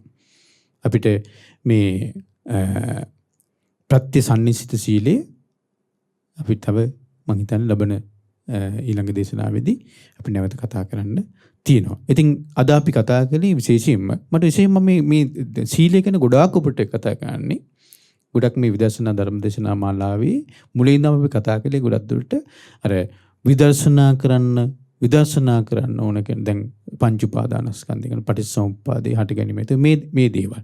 ඒතර මේ දේවල් කතා කරගෙන ඔබට හිතෙන්න පුළුවන් මොකද මේ දැන් මේ සරල කාරණා කතා කරන්නේ. ඔව් මේ ටික ඕනි. මේ දේවල් නැතුව අරවට අර දේවල් වලට යනවා කියන එක. අමර ඒකනේ බුදුරජාණන් වහන්සේ දැන් මේ දේශනා කරන්නේ මේ. රහතන් වහන්සේලා මේ සීලය ගැන මේ විදිහට දේශනා කරන්නේ. බුදුරජාණන් වහන්සේගේ දේශනාවල මේ සීලය ගැන තියෙන්නේ. ඉතින් මේවා මේ ගැඹුරින් කතා නොකිරීම, විස්තර වශයෙන් කතා නොකිරීම, සමාජයෙන් සැඟවීම තමයි මට හිතෙන්නේ මේ පිරිහීමට හේතුව. ඒතර මේ දේවල් විවෘත වෙනවා නම් මේ තුවයි බුදුරජාණන් වහන්සේගේ සීලයේ තියෙන බුදුරජාණන් පනවපු සීලේ භික්ෂුන් වහන්සේ නමකගේ සැබෑ ජීවිතයේ මෙන්න මේ දේවල් තමයි ඇති කරගත යුත්තේ කියලා. එතකොට ගිහි පැවිදි ભેදයකින් තොරව සීල දනාට ඒ ශාසන ප්‍රතිපදාව තුළ වාසය කරන්න හැකියාව ලැබෙනවා. ඒක නිසා ඔබ හොඳට කල්පනා කරගන්න මේ උතුම් සීලය අපේ ජීවිතවලට ආලෝකයක් කරගෙන අපේ ජීවිතයේ මේ සීලය තුලින් මම ඊළඟ දවසේ ඔබට කියනවා සීලය කුමක් පිණිසද? සීලයේ අර්ථය මොකක්ද? සීලය මෙන්න මේ අර්ථය පිණිසයි කියලා දැන් එහෙම භාගතුන් දේශනා කරපු තියෙනවා. අන්නේ අර්ථයන් සම්පාදනය කරගන්න ඇති කරගන්න ජීවිතේට මේ සීලය මනාකොට ආරක්ෂා කරගනිමින් අපි සිල්වත් ජීවිතයක් ගත කරන්න ඔබ අප හැමදෙනාට වාසනාව උදා වෙත්වා. සාදු සාදු සාදු. පින්වත්නි, අද දින විදර්ශනා සදහම් දේශනාව සඳහා අනුග්‍රහය දරන්නේ කැනඩාවේ පින්වත් යෝසිතා දියණිය, සජිත් පුතුණුවන් රන්සිරි මහත්මයා සහ රසිකා වාස් මෑණියන් විසින්. ඉතින් මේ පින්වතුන් බොහෝ අවස්ථාවලදී සදහම් දේශනා සඳහා දායකත්වයේ දරනවා. ඒ වගේම කුඩාක් බොහෝ පින්කම් වලට අනුග්‍රහ කරනවා. අප්‍රමාණ පින් රැස් කරගන්න පිරිසක්. ඉතින් මේ පින්වතුන් මේ උතුම් සදහම් දේශනාව සඳහා දායකත්ව දරමින් ධර්ම දානමය පින රැස් කරගත්තා. මා මේ උතුම් ධර්මය ඔබට කියා දීලා ධර්ම දේශනාමය පින රැස් කරගත්තා. ඒ වගේම ඔබ සියලු දෙනා මේ උතුම් ධර්මීය ශ්‍රවණය කරමින් ධර්ම ශ්‍රවණමය පින රැස් කරගත්තා. ඉතින් මේ අපි සියලු දෙනා මේ රැස් කරගත් පින් මුලින්ම අපි අනුමෝදන් කරමු පින්කම සීලෝම දෙවියන්ට. පොළොවාසී දෙවියන්ගේ පටන් අකරිටා බඹලෝ දක්වා වැඩ සිටින පින්කමද සීලෝම දෙවියෝ මේ පින් දැක බලා සතුටු සිතින් අනුමෝදන් වෙත්වා. දෙවියන්ටද වහවහ ධර්මාවබෝධයේ පිණිස මේ පින උපකාර වෙත්වා. අපගේ ගුරු දේවෝත්තම කල්යාණ මිත්‍ර පින්වත් ලොකු ස්වාමීන් වහන්සේට මේ පින් අනුමෝදන් වේවා. නිදුක් නිරෝගී සුවපත් භාවයේ සැලසේවා. උතුම් චතුරාර්ය සත්‍ය ධර්මය අවබෝධ කරගන්න වාසනාව උදා වේවා. මිය පරලෝකීය ගොඩ්ෆ්‍රි වාස් පියාණන්ට, චන්ද්‍රා ගුණතිලක මෑණියන්ට, ජිනදාස ගුණතිලක පියාණන්ට, ඉන්ද්‍රාණී තිසේරා සොහොයුරියට සහ ධම්මික ගුණතිලක සොහොයුරාට පින් අනුමෝදන් කරනවා. ඒ වගේම දායකත්ව දරූ සීල පින්වතුන් නමින් නන් අයුරින් උදව් උපකාර කළ සීල පින්වතුන්ගේ නමින් අනන්ත ඒ වගේම ඔබ අප හැමදෙනා නමින් අනන්ත සසර පුරාවට මිය පරලෝකීය සීලෝම ඥාතිත මිත්‍රාදීන්ට මේ පින් අනුමෝදන් වෙත්වා. පරලොව ජීවිත සූපත් වෙත්වා, සැපවත් වෙත්වා. සංසාර දුකින් අත් මිදෙන්න මේ පින උපකාර වෙත්වා. සුජීවත්ව සිටින දෙමාපියන්ට, සහෝදර සහෝදරියන්ට, දියණිවරුන්ට, පුතුන්ට, ඥාති හිත මිත්‍රාදීන් ආදී සියලු දෙනාට කායික මානසික නිදුක් නිරෝගී සුවපත් භාවයේ සහ දීර්ඝායුෂ පැතීම පිණිස නිරතුරු උතුම් කලන මිතුරු ඇසුර ලැබීම පිණිස සහ මේ ගෞතම බුදු සසුන තුළදීම උතුම් චතුරාර්ය සත්‍ය ධර්මය අවබෝධය පිණිස මේ පින උපකාර වෙත්වා. ලංකාවාසී ලෝකවාසී දසදිසාවෙම සිටිනා සීලූම සත්වයන්ට කායික මානසික නිදුක් නිරෝගී සුවපත් භාවයේ පිණිස මේ පින උපකාර වෙත්වා. දායකත්ව දරූ පින්වතුන් දෙම පවුල්වල සීල දෙනාට නන් අයුරින් උදව් උපකාර කළ සීලම පින්වතුන්ට නිදුක් නිරෝගී සුවපත් භාවයේ සහ ධර්මාභෝධයේ පිණිස මේ පින උපකාර වෙත්වා. මහමෙවුනා වාසී සීල පින්වත් ස්වාමීන් වහන්සේලා ඇතුළු ගෞතම බුදු සසුනේ පිළිවෙත් පුරන සීලෝම පින්වත් ස්වාමීන් වහන්සේලාටත්, අනගාരികා මෑණියන් වහන්සේලාටත්, පැවිදි අපේක්ෂක සීල දූපතුන්ටත්, ශ්‍රද්ධා කාර්ය මණ්ඩලයේ සීලෝම දෙනාටත් මේ පින් අනුමෝදන් වෙත්වා. ශ්‍රද්ධා මාසික ධර්මදන සමාජිකාවන් සීලෝම දෙනාටත්, ඔබ අප හැමදෙනාගේ ගුරුවර, දෙමාපිය, ඥාතිහිත මිත්‍රාදීන් සීලෝම දෙනාටත් මේ පින් අනුමෝදන් වෙත්වා. නිදුක් නිරෝගී සුවපත් භාවයේ සැලසෙත්වා. මේ ගෞතම බුදු සසුනේ උතුම් චතුරාර්ය සත්‍ය ධර්මය අවබෝධ කරගන්න හැමදෙනාටම වාසනාව උදා වෙත්වා. සාදු සාදු සාදු. හැම දිනාටම තෙරුවන් සරණයි. නමෝ බුද්ධාය.